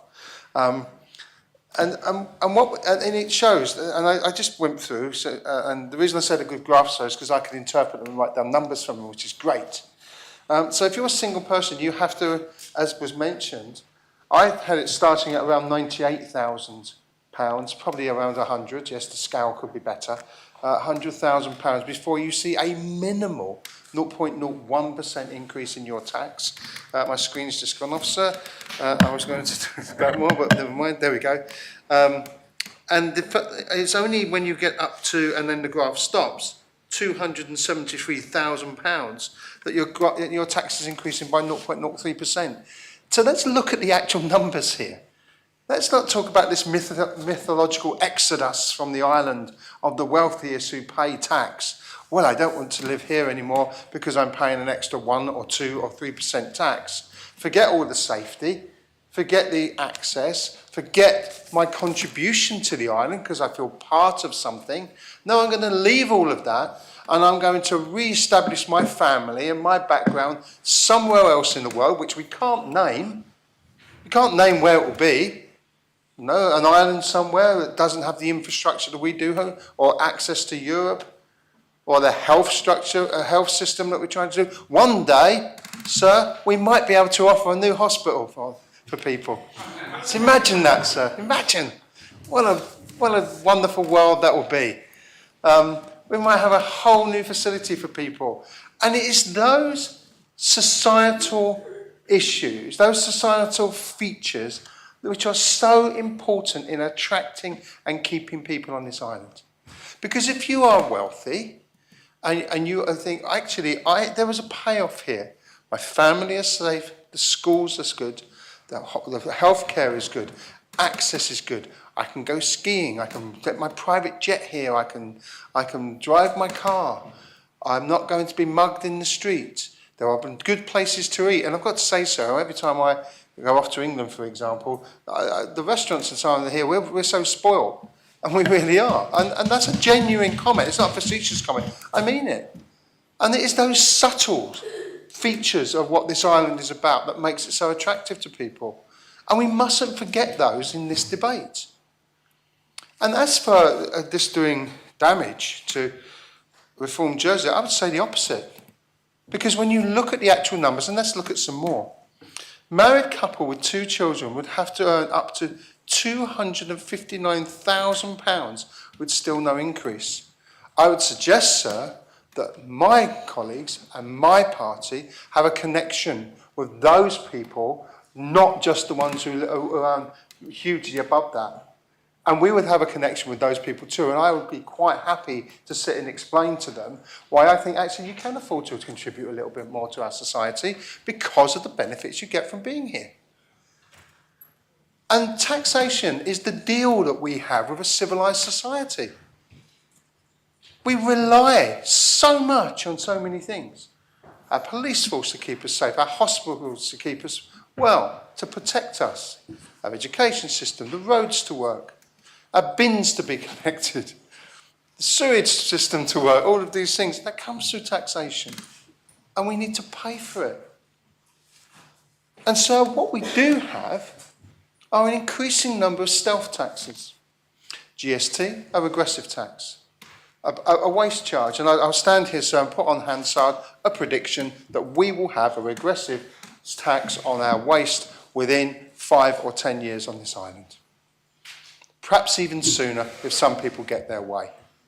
And those taxes affect everybody. But they are obviously designed to not affect the wealthiest as much as those at the bottom because perhaps, and I hope not, they're more important to us. I'm not so sure about whether our society is that important. I see Deputy Ferry nodding. Actually, the people in my constituency are really, really important to me, not just the wealthiest.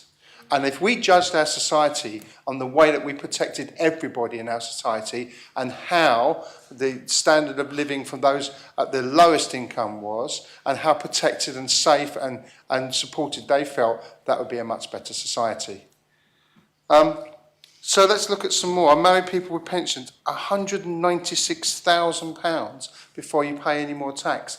And then, and this is a really important point, and perhaps it's a point I will criticise Deputy Mezek here. Perhaps he hasn't made it well enough before. If you look at the fact, sir, which is it's a graduated scale from there.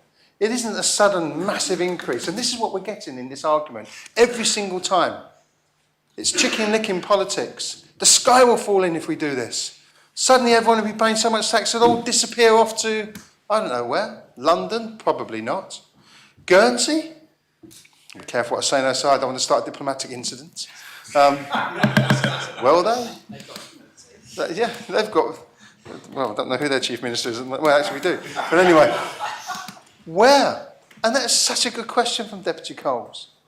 Because if you are going to dismiss, which is what some are doing, you've got to have very good reason to. Not just this mythological, oh, we've always done it this way. We've always done it this way and it works. But it's not working as well as perhaps it did one day.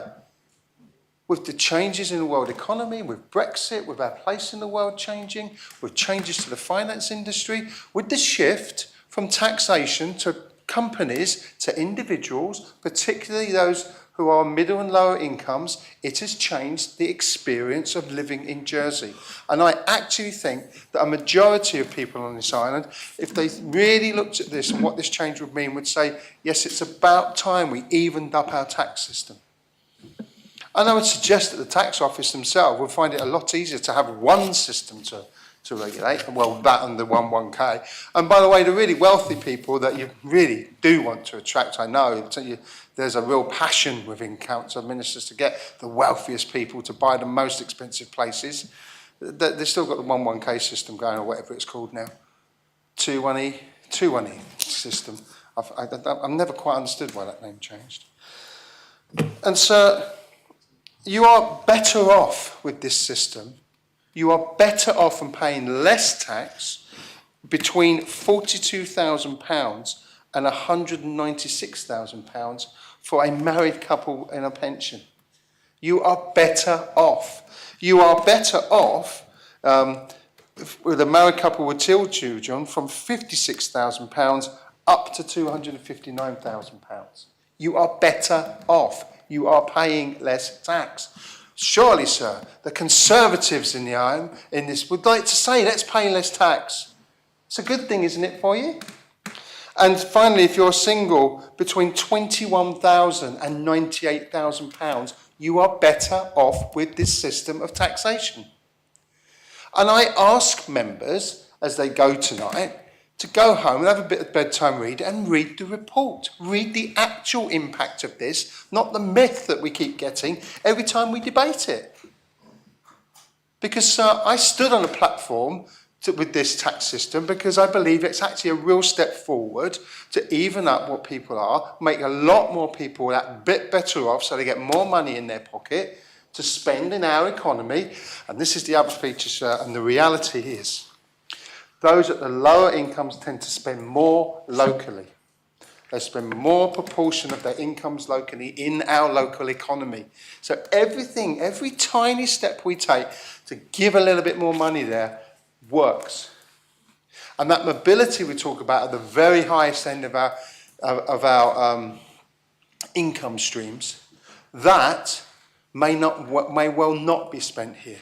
There was arguments about prices being pushed up of homes, prices being pushed up with all sorts of things there. You're right, let's have a look at it. And Deputy Southern was right, you've had plenty of time. And I think the real shame is that this is not being considered properly. This is not being looked at for the actual impact of what we want to try to do here. Instead, we're getting the same old, tired, dated, and out-of-place argument that everyone will leave the island with the money, with their money, go somewhere else, and we'll have nothing left. Sir, I'm afraid that is not a valid, and I mean valid in a real term of the word validity in any piece of study. It's not realistic, and there is no actual explanation of where people would go. So I say to people, let's say it publicly. Yeah, if people, I know we can't listen on the radio anymore, which is a shame, but we might be able to listen back. If you are single, between 21,000 and 98,000, you'll be better off with our tax system. If you're a married couple with up to 2 children, with our tax system, you'll be better off between 56,000 and 259,000. If you're a married pensioner, you'll be better off with our system between 42,000 and 196,000. That, sir, I think, is a way forward for this Assembly, an intelligent, thoughtful, considered way for the main population of Jersey, of taxpayers. And I urge people to really think this through before you dismiss. Thank you, sir. Is the adjournment proposed? Yes, sir. Of course. Yes, indeed, Deputy Hegarah, yes. Obviously, members agreed that we would we'd shorten our lunch hours tomorrow and Friday, and that we would stay till 6 tomorrow. But I would just like to feed into people's minds, sir, that potentially, depending on how tomorrow goes, that we could potentially stay to 7:38. But I'll just leave that with members overnight so that they can at least consider this. Thank you, sir. You mean you may make a proposition for us to sit even later than 6 tomorrow? Yes, if people would actually consider that and think about it, so we could do that in the morning. Thank you, sir. Perhaps you could take a poll of members in the morning and we'll know. Thank you, sir. Also, just remind members that at 12:45 there's the photograph. So I don't know how much time members wish to spend having their makeup put on and hairs done, but just let you know. Very well. The Assembly stands adjourned until 9:30 tomorrow.